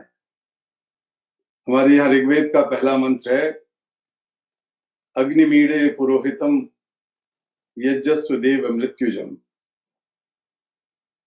वो आह्वान करता है वेद का ऋषि कि आइए सब लोग मिलकर एक ऐसे ज्ञान की अग्नि प्रज्वलित करें। सब लोग का मतलब उसने और स्पष्ट कर दिया, पुरोहित, जो पुर की भलाई के लिए, पुर के हित के लिए, और पुर का मतलब संपूर्ण सृष्टि है, पुर का मतलब गांव है, गली है, मोहल्ला है, राष्ट्र है, जो इस काम में जुटे हैं, वो अगर मिलके बैठ के एक अग्नि प्रज्वलित करें तो संसार का कल्याण होगा। और वो ज्ञान की अग्नि है, वो करुणा की अग्नि है, वो स्नेह की अग्नि है। और वेद में आगे एक जगह और लिखा है कि वयम राष्ट्रे जागृयामः पुरोहित। वो पुरोहितों को जो भला ही चाहते हैं समाज की, उनको फिर से आह्वान करता है कि चलो सब लोग मिलकर पूरे देश को, पूरे राष्ट्र को, पूरी मानवता को जगाएं। और वेद का राष्ट्र वसुधैव कुटुंबकम को मानता है, इसलिए राष्ट्र की जो वैदिक परिभाषा है उसमें संपूर्ण सृष्टि आती है। वो चर और अचर सब तरह के जो जीवन है और जीवन नहीं भी हैं, उन सब की रक्षा की बात राष्ट्र की रक्षा की तरह करते हैं वेद के ऋषि। तो समस्याओं को देखने का और समस्याओं के समाधान का तरीका भी कई बार इसी तरह आधारित होता है। कई बार जब हम कहते हैं कि हम व्यवहारिक समाधान ढूंढ रहे हैं तो हम बहुत भौतिक और सतही समाधान ढूंढने की कोशिश करते हैं, और जब हम व्यवहारिक समाधानों की तह में, उसकी बुनियाद में, उसकी आत्मा में एक दर्शन को, अध्यात्म को और एक शुद्ध विज्ञान को ढूंढने की कोशिश करते हैं या उसमें समावेशित करते हैं, तो व्यवहारिक समाधान भी चिरस्थायी होते हैं। अन्यथा जो तात्कालिक समाधान है, जो व्यवहारिक समाधान है, वो बहुत ज्यादा दिन तक नहीं चलते। जब ये लेख मैं लिख रहा था, उसको पुस्तिका के रूप में या पुस्तक के रूप में आप कहिए, तो मेरे मन में यही विचार आया था कि ये जो कोविड-19 का संकट है, अगर इसको सिर्फ स्वास्थ्य का संकट या आर्थिक संकट मान के चला जाएगा और समाधान भी उस तरह ढूंढे जाएंगे, तो ये स्थायी समाधान नहीं होंगे। इसके बाद कोई और कोविड-20 आएगा, कोई कोविड-30 आ सकता है। ये अनंत सिलसिला है जिसको हम लोग शायद नहीं रोक पाएंगे अगर इससे हम सबक नहीं सीखेंगे। तो ये सच है कि इस त्रासदी से कम मृत्यु हुई हैं। पहली जो स्वास्थ्य की त्रासदियां हुई थी उनमें कहीं ज्यादा मृत्यु हो चुकी हैं, लेकिन ये आकलन ठीक नहीं। सबसे बड़ा आकलन इस बात का है कि इस संकट से जितनी मात्रा में, जितनी संख्या में दुनिया के हर तबके के लोग प्रभावित हुए हैं, जिस तरह दुनिया के कोने कोने में एक अस्थिरता, एक भय, एक अनिश्चितता और एक भविष्य की चिंता, एकाकीपन, ये सब चीजें आई हैं, वो शायद पहले कभी नहीं आई। इसीलिए हमने कोशिश की है ये समझने की कि जब एक साझा विचार जन्म लेता है, एक साझा जीवन जीने की लोग कोशिश करते हैं, साझा जीवन पद्धति होती है, तो वो सभ्यता का निर्माण धीरे धीरे करती है। लेकिन साझा डर, साझा एक दूसरे से अलग होकर अपने अपने तरीके से समाधान खोजने का जो तौर तरीका है, वो भी जिस तरह की सभ्यता का निर्माण करेगा, वो एक नकारात्मक प्रभाव होगा। और ये नकारात्मक प्रभाव होने की बहुत बड़ी संभावना यहाँ पर नजर आ रही है। और जब मैं समाधान ढूंढने की बात करता हूं तो मैंने कुछ बातें ऐसी लिखी। उदाहरण के तौर पर दुनिया ने 17,000 अरब डॉलर पिछले सितंबर तक ये सुनिश्चित किए थे कि वो इस संकट से उबरने के लिए खर्च करेंगे, और अमीर देशों ने अकेलों ने 8,000 अरब डॉलर का पैसा अपने देशों में, जिसे कोविड रिस्पांस फंड के नाम से घोषित किया। अब कोविड रिस्पांस फंड के उस पैसे के 99% से ज्यादा भाग को अपने बैंकों के लिए, अपने व्यापार व्यवस्था के लिए पटरी पर लाने के लिए घोषित हुआ। हमने एक अध्ययन कराया और उससे पता लगा कि केवल 0.13% of total COVID-19 response has been allocated for the most marginalized children and their families in the world. तो अब हमें, अगर हम आईने के सामने खड़े होकर इसी अगर फिगर को देखें, इस आंकड़े को देखें, तो लगता है कि कहीं ना कहीं समाज में जो अन्याय व्याप्त था, कहीं ना कहीं एक क्रूरता व्याप्त थी, करुणा का अभाव था, न्याय का अभाव था, वो अभाव यहाँ एक चीज में परिलक्षित हुआ। ऐसे बहुत सारे उदाहरण दिए जा सकते हैं।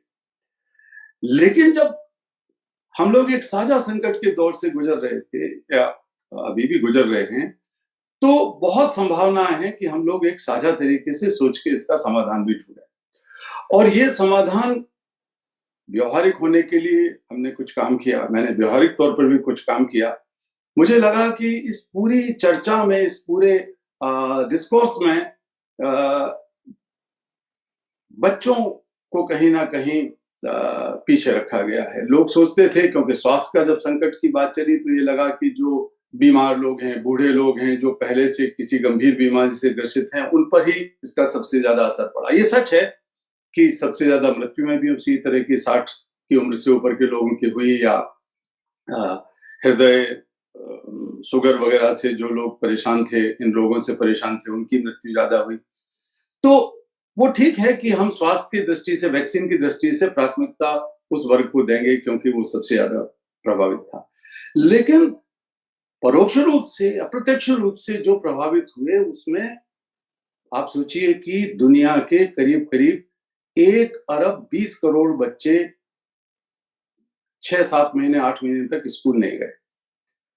और जब जब बहुत लंबे तक समय तक स्कूल बंद होते हैं, तब ये देखा गया है, चाहे वो पुरानी महामारियों के समय में हुआ हो, चाहे कुछ इलाकों में युद्ध या उनके अपने जो इंसर्जेंसीज हैं उसके वजह से हुआ हो, चाहे हड़ताल कर दी हो शिक्षकों ने उसकी वजह से हुआ हो, तो एक बड़ी संख्या में बच्चे स्कूल में वापस नहीं लौट पाते। और जो घर में बच्चे रहते हैं उनके अंदर भी जो मानसिक विकार पैदा होते हैं, जो आपस के रिश्तों में खटास पैदा होती है, जो हताशा, अवसाद, निराशा पैदा होने लगती है, तो वो बचपन के खिलाफ जाती है। तो इस विचार को सोचते हुए जब हमने पूरा इसको देखा, तो दुनिया के एक पॉलिटिकल डिस्कोर्स में इसको लाने के लिए मैंने दुनिया के कई राष्ट्राध्यक्षों से या भूतपूर्व राष्ट्राध्यक्षों से फोन पर बातचीत की। दर्जनों नोबेल पुरस्कार विजेताओं से बात की, केवल शांति पुरस्कार विजेताओं से नहीं बल्कि अर्थशास्त्रियों से और साहित्य के और बाकियों को भी। तो हमने 80-88 बल्कि विश्व नेताओं और नोबेल पुरस्कार विजेताओं के साथ मिलकर ये अपील की कि fair share for children in covid response, कि बच्चों को प्राथमिकता दी जाए, उनकी शिक्षा, उनके स्वास्थ्य, उनके भविष्य और दोबारा से उनको स्कूल लाने की कोशिशों को प्राथमिकता दी जाए और सुनिश्चित किया जाए कि अगर जो बच्चे स्कूल से बाहर हैं और वो ऑनलाइन एजुकेशन उनको नहीं मिल पा रहा है तो वो किस तरह हासिल हो, इसके लिए प्राथमिकता की जाए। मैंने और मेरे और मित्र नोबेल पुरस्कार विजेताओं ने बहुत सारे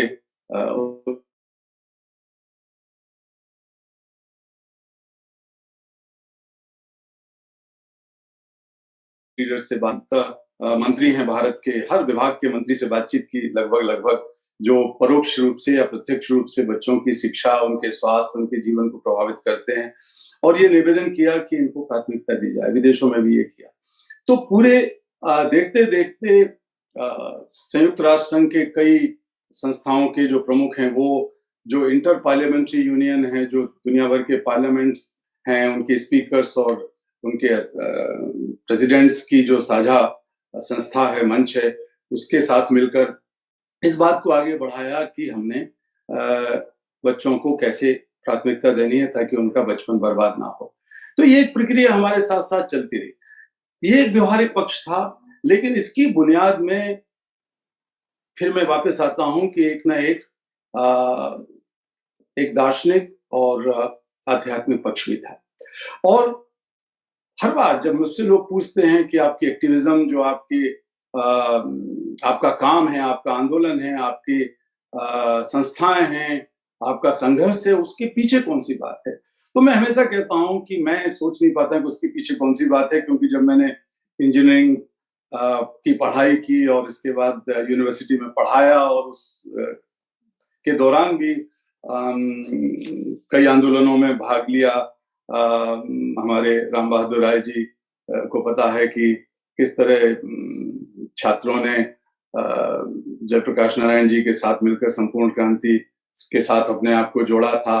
मैं भी उनमें से एक था और इसके बाद भी हम लोग इस विषय पर मिलकर बात करते रहे थे। तो उस सब के पीछे क्या था, तो मैं हर बार अपने मन में ये सोचता हूं कि उसके पीछे जो बुनियादी बात है वो भारतीय अध्यात्म तो भारतीय नहीं हो सकता, लेकिन इसकी व्याख्या, इसका सृजन, इसको गहराई तक ले जाना और उसको व्यापक करने का काम चूंकि भारत के ऋषियों ने किया है हजारों साल से, तो उसकी कहीं ना कहीं हमारे ऊपर छाप रही है। और उसीलिए मैं मानता हूं कि करुणा हमें सकारात्मक और रचनात्मक सभ्यता के निर्माण का आधार है। हम लोग ग्लोबलाइजेशन के पीछे भाग रहे हैं, सारी दुनिया ही भाग रही है। सारी दुनिया इस बात को जानती है कि अगर टेक्नोलॉजी का ग्लोबलाइजेशन हो जाए, व्यापार का, बाजार का, निर्माण का, वस्तुओं का उत्पादन का ग्लोबलाइजेशन हो, तो शायद दुनिया में सुधार आ सकते हैं। उसका नतीजा हमने देखा है, उसके कई नतीजे निकले हैं। अगर कोविड-19 पैंडेमिक को भी इसके साथ जोड़ा जाए तो कहीं ना कहीं हमारी वही गलतियां हैं जहां हमने कोई एक चीज मिस कर दी है। और मेरे विचार से जो चीज हमने मिस की है वो करुणा है। मैंने इस किताब में भी लिखा है कि जब हम किसी के दुख दर्द को देखते हैं तो हमारे मन में कुछ अच्छे भाव आते हैं। एक इंसानियत के नाते दुख होता है, तो वो दुख एक बहुत ही बाहरी सतह है जिसको हम लोग सहानुभूति कह सकते हैं कि किसी के प्रति हमने सहानुभूति प्रकट कर दी जो हमारे मन में उपजी और हमारा काम पूरा हो गया। लेकिन उससे गहरे हम सामान्य तौर पे जा नहीं पाते। लेकिन सहानुभूति भी बहुत अच्छी चीज है। उसके अंदर का एक जो लेयर है, एक परिधि है उसके, वो है संवेदना की। जब हम दूसरे के दुख दर्द को, परेशानी को अपना दुख दर्द और परेशानी मान के महसूस करने लगते हैं तो वो एक संवेदना है, उसका साझापन है जो हमें उस व्यक्ति के साथ या उस समस्या के साथ गहराई से जोड़ती है। चाहे वो मनुष्य हो, चाहे वो पशु पक्षी हो, चाहे वो प्रकृति हो, अगर हम संवेदनशील हैं तो अगर हमारे प्रकृति का विनाश भी हो रहा है या मनुष्यता का विनाश हो रहा है तो वो हमें छोड़ती है। और जो आखिरी लेकिन जो न्यूक्लियस है, जो गहरी चीज है, जो पकड़ने की चीज है, वो करुणा है।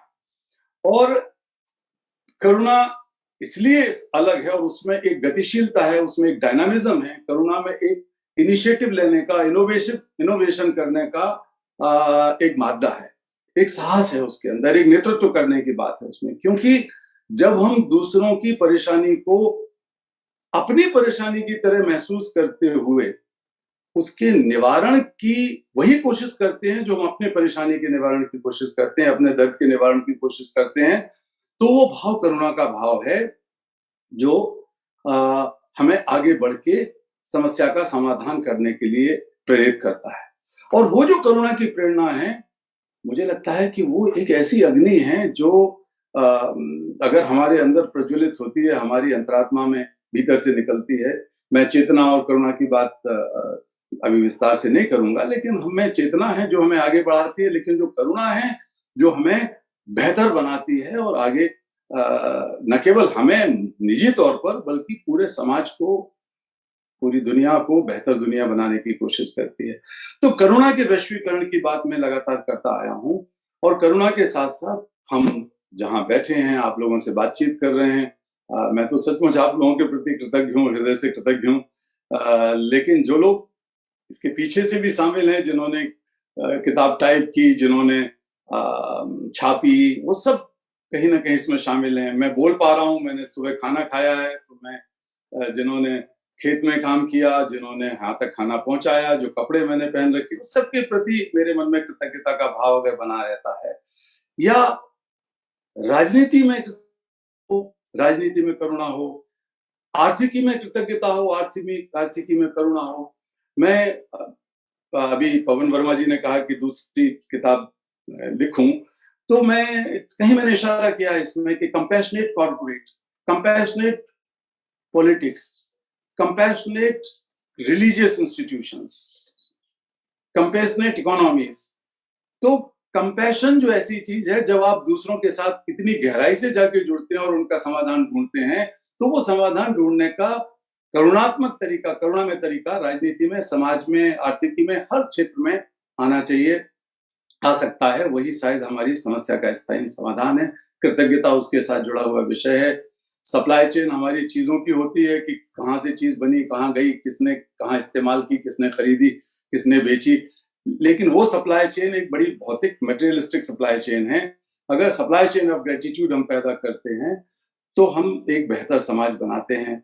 इसी तरह हमने कहा कि सहिष्णुता का एक एल्गोरिदम पैदा करें, क्योंकि अलग अलग विविधताएं भरी हैं हमारे सोच में, हमारे विचारों में, हमारे कार्य पद्धतियों में, हमारे जीवन की पृष्ठभूमियों में, हमारे पुराने संस्कारों में। और मैं तो चूंकि भरोसा करता हूँ पुनर्जन्म में, तो कितने जन्मों के संस्कार का असर कहाँ हम पर पड़ रहा है, इन सब चीजों की विविधताओं का एक एल्गोरिदम अगर हम बनाते हैं और एल्गोरिदम में से ये समाधान ढूंढते हैं, क्योंकि एल्गोरिदम का मतलब ही समाधान मूलक चीज है जो डाटास को कलेक्ट करता है और उसको एनालिसिस करता है, आप लोग जानते हैं। और तो इस तरह की चीज, और इसी तरह हमने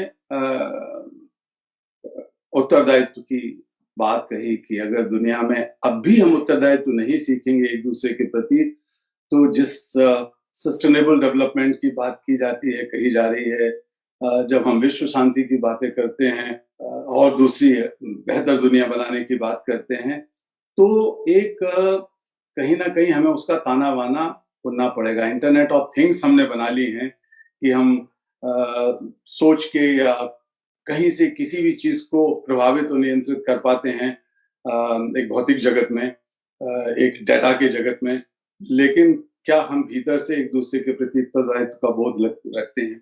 तो ये जो चारों बातें हैं, मैंने बार बार कहा और मैं ये मानता हूं कि ये दुनिया के विचार में, धर्मों में, दर्शनों में निहित हैं, लेकिन एक भारतीय होने के नाते मैं हमेशा सोचता हूं कि हमारी जो बुनियाद है, जिन बातों पर टिकी है, उसमें एक 4 चीजों में एक महत्वपूर्ण चीज है, वो है इमॉर्टलिटी, जिसमें जैसे हम कह सकते हैं कि अनश्वरता, हम मरते नहीं हैं चीजों को।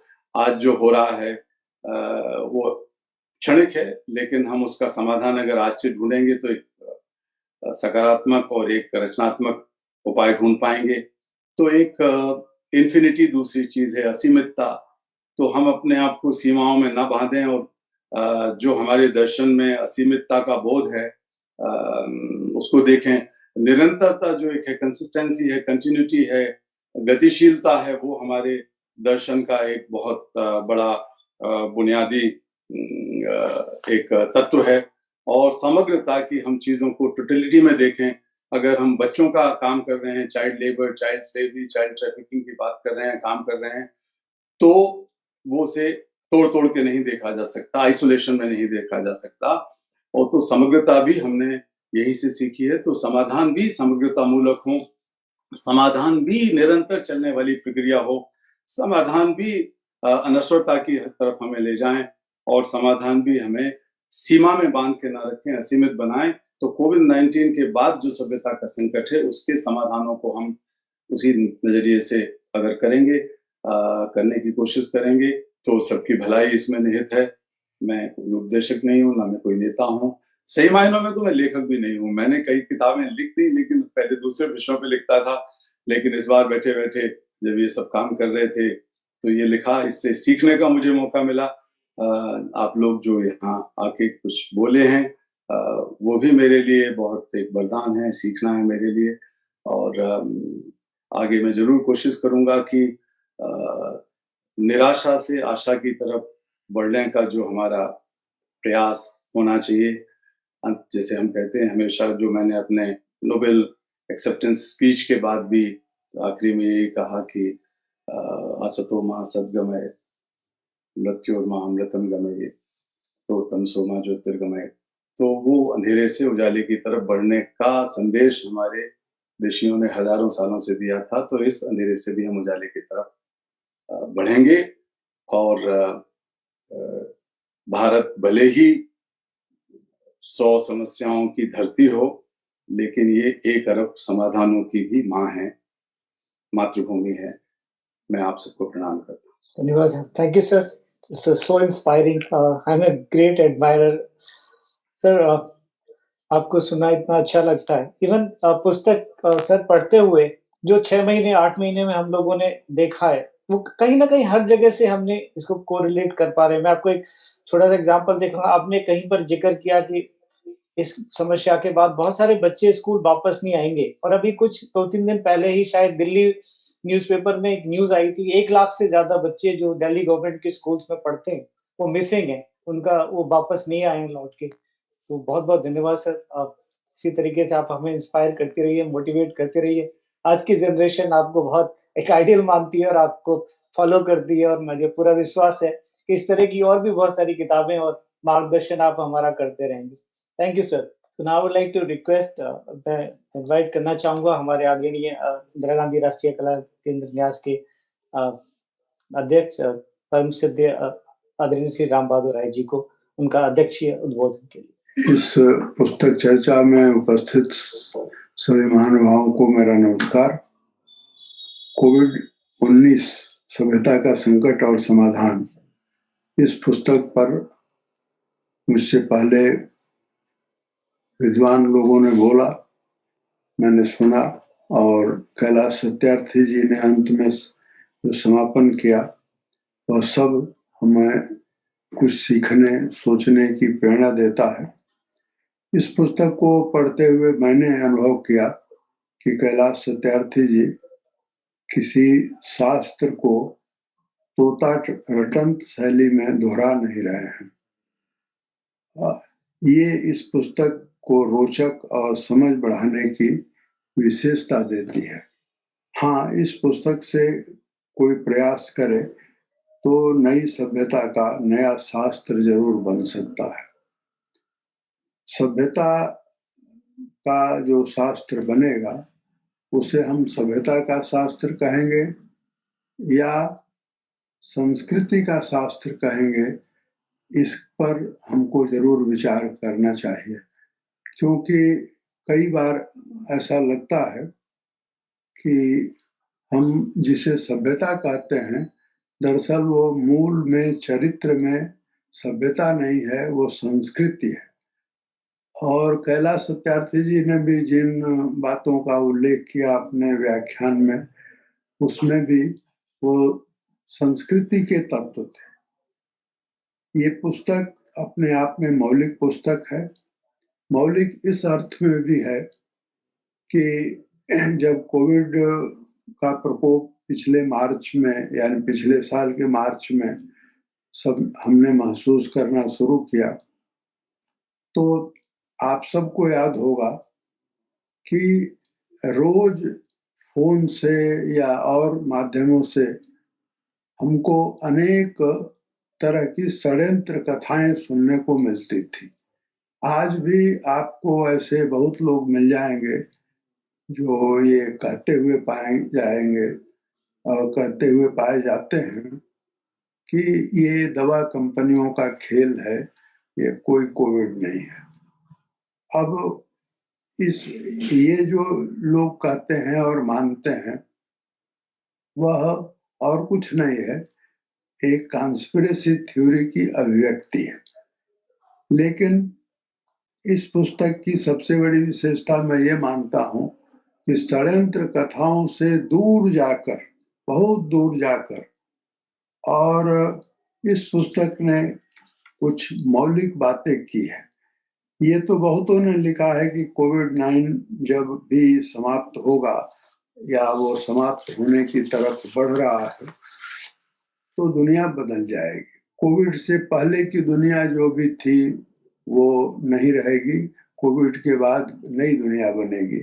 नई दुनिया बनेगी और इसके उदाहरण भी दिए जाते हैं कि पहले विश्व युद्ध से कुछ बदलाव हुआ, फिर दूसरे विश्व युद्ध से बदलाव हुआ, और वे जो बदलाव हुए वे न सभ्यता के बदलाव थे न सांस्कृतिक बदलाव थे, वे सिर्फ विश्व व्यवस्था में सत्ता संतुलन में परिवर्तन था, पहले विश्व युद्ध में भी, दूसरे युद्ध में भी। तो क्या कोविड-19 से जो दुनिया बदलेगी उसमें क्या सभ्यता के नए तत्व आएंगे? और अगर सभ्यता का नया तत्व आता है तो वो सभ्यता का नया तत्व होगा या वास्तव में वे तत्व होंगे जिसकी बात कैलाश सत्यार्थी जी ने अपनी पुस्तक में की है? क्या मनुष्य का, और ये जो सभ्यता और संस्कृति जो मैं कह रहा हूँ वो दरअसल मनुष्य के मनोविज्ञान का विषय है।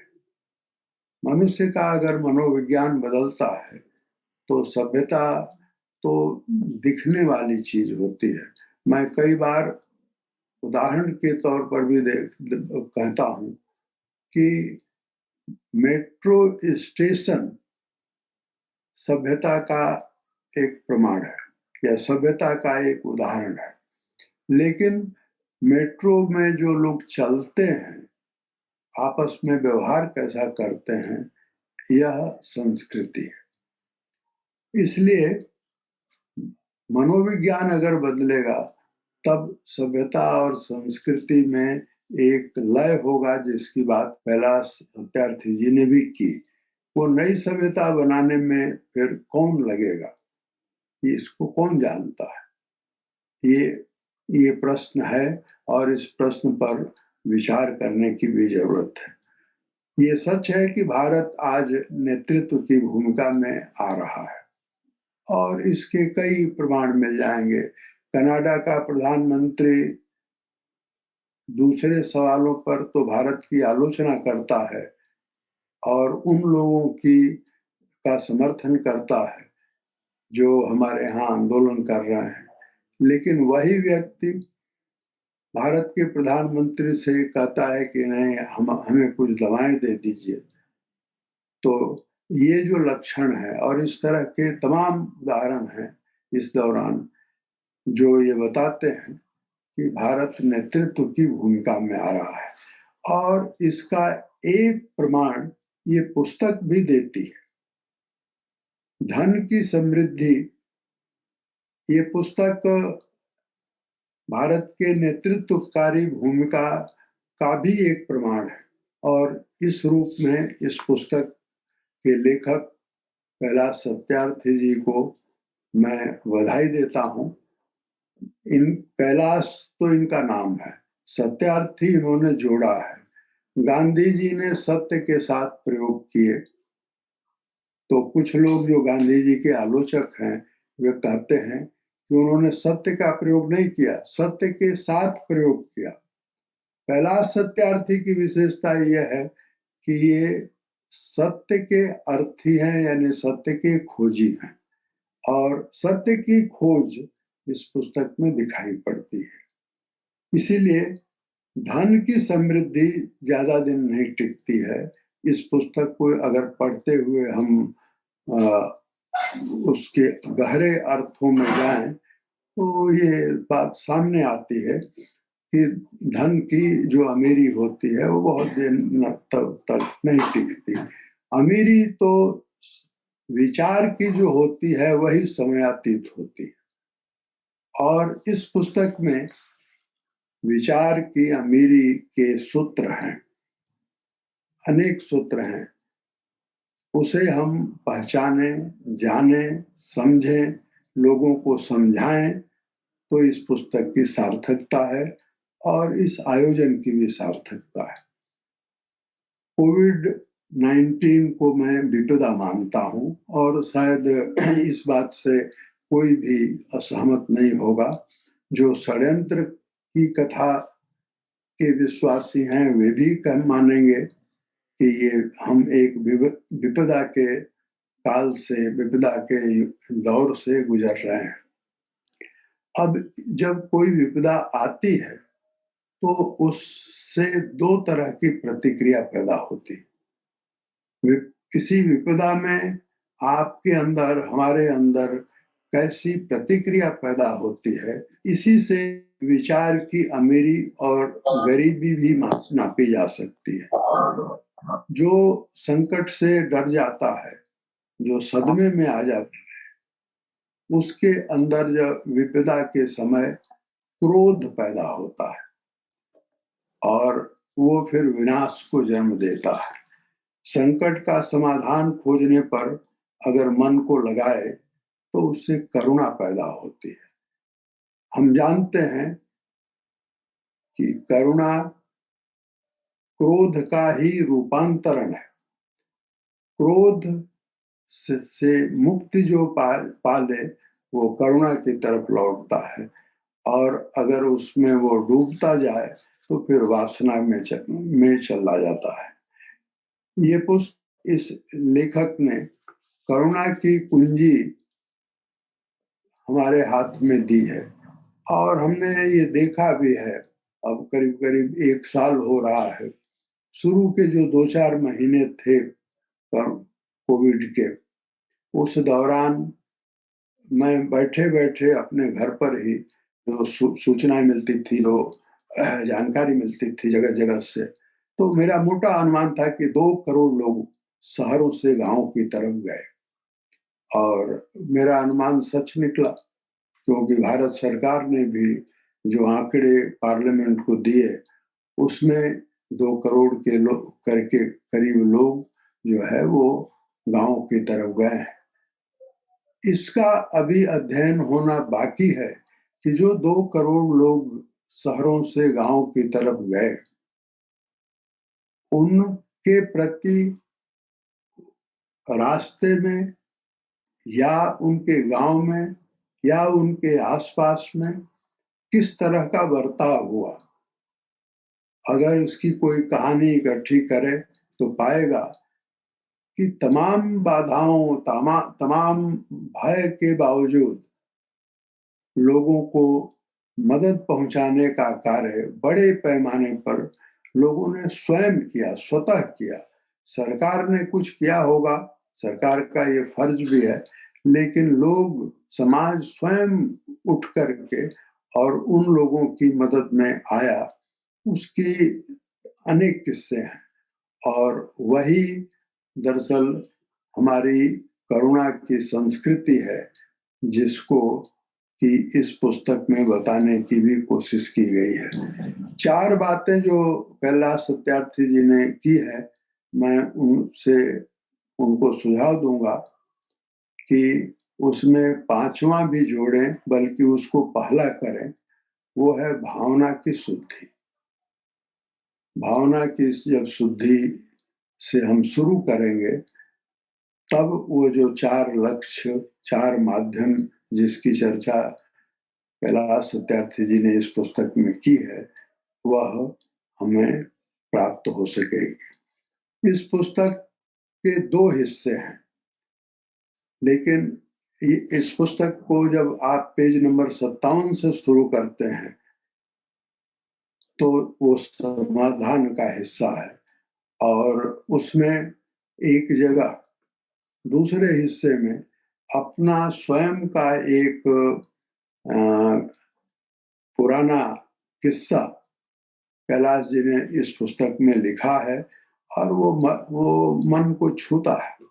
जब ये विद्यालय की सीढ़ियों पर चढ़ रहे हैं और नीचे देख रहे हैं कि एक उन्हीं के उम्र का बच्चा बूट पॉलिश कर रहा है, तो इनकी चेतना जगती है और सवाल मन में पैदा होता है कि मैं तो स्कूल जा रहा हूं और ये बच्चा तो दूसरा काम कर रहा है।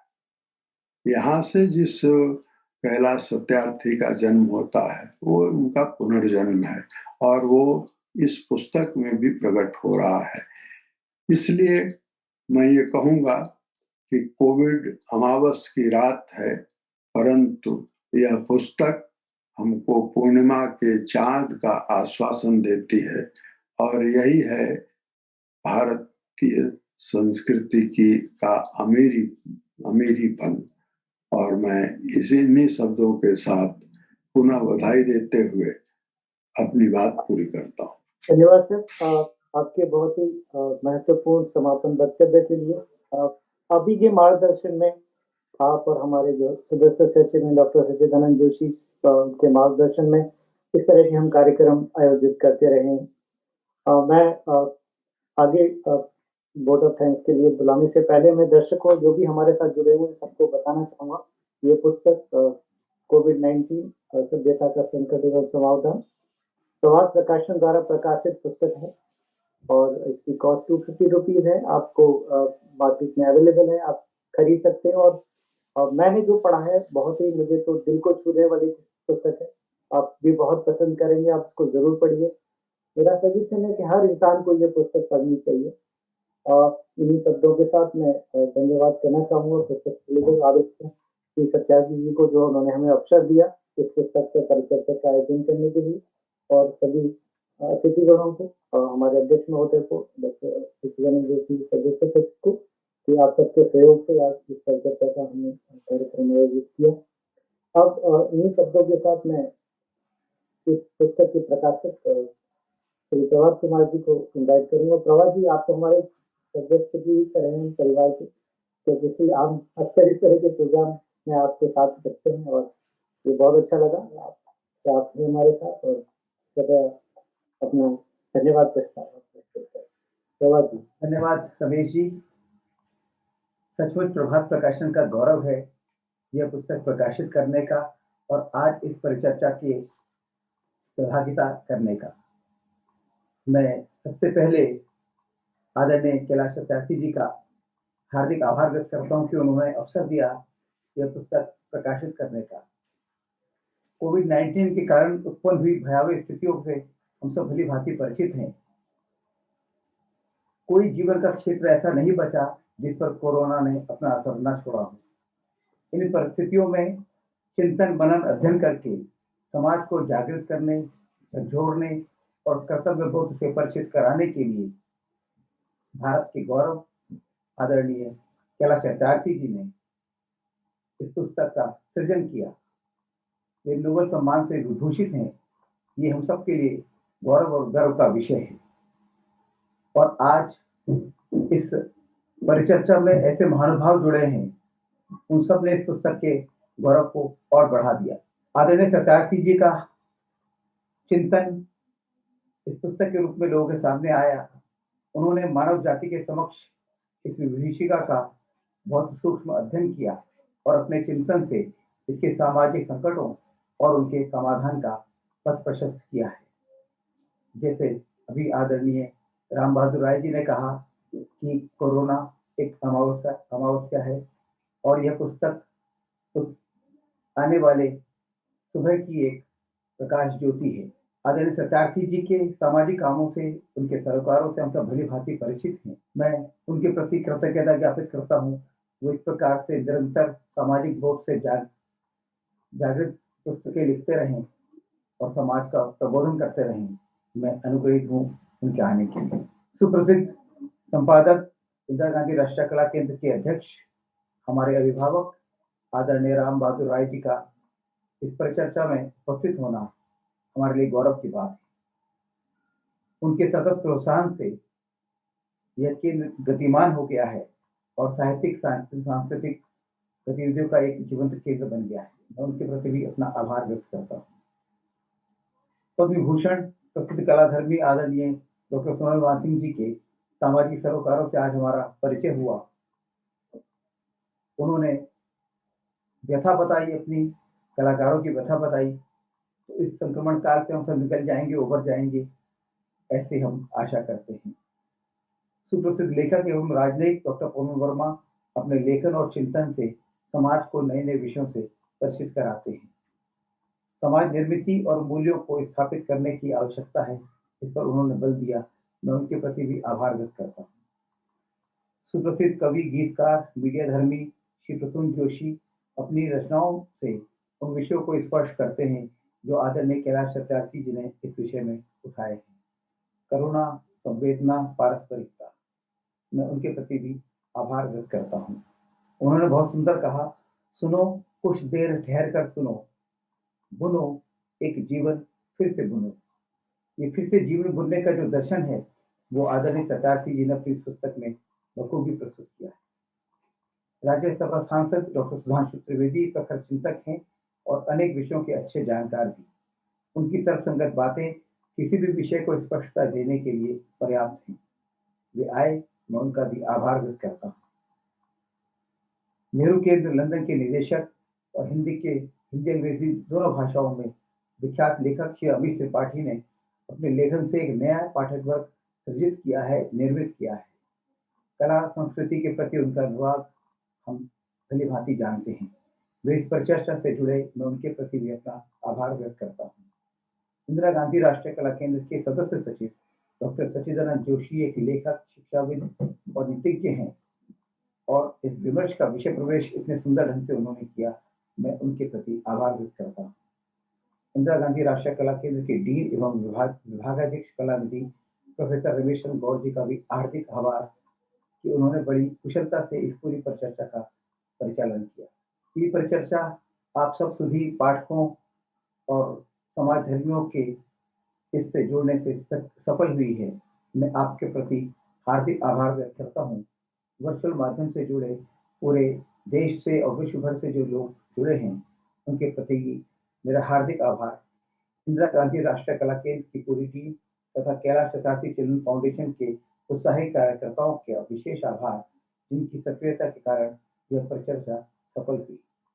आप सभी जन अपने ज्ञान, लेखन और चिंतन से समाज में राष्ट्रीय भाव प्रसारित करते रहें और न केवल कोविड वरन समाज में व्याप्त अन्य व्याधियों से राष्ट्र मुक्त हो। इसी कामना के साथ आपका मैं हृदय से आभार व्यक्त करते हुए अपनी वाणी को विराम देता हूँ। एक बार पुनः आप सबका कोटि कोटि धन्यवाद, आभार, अभिवादन।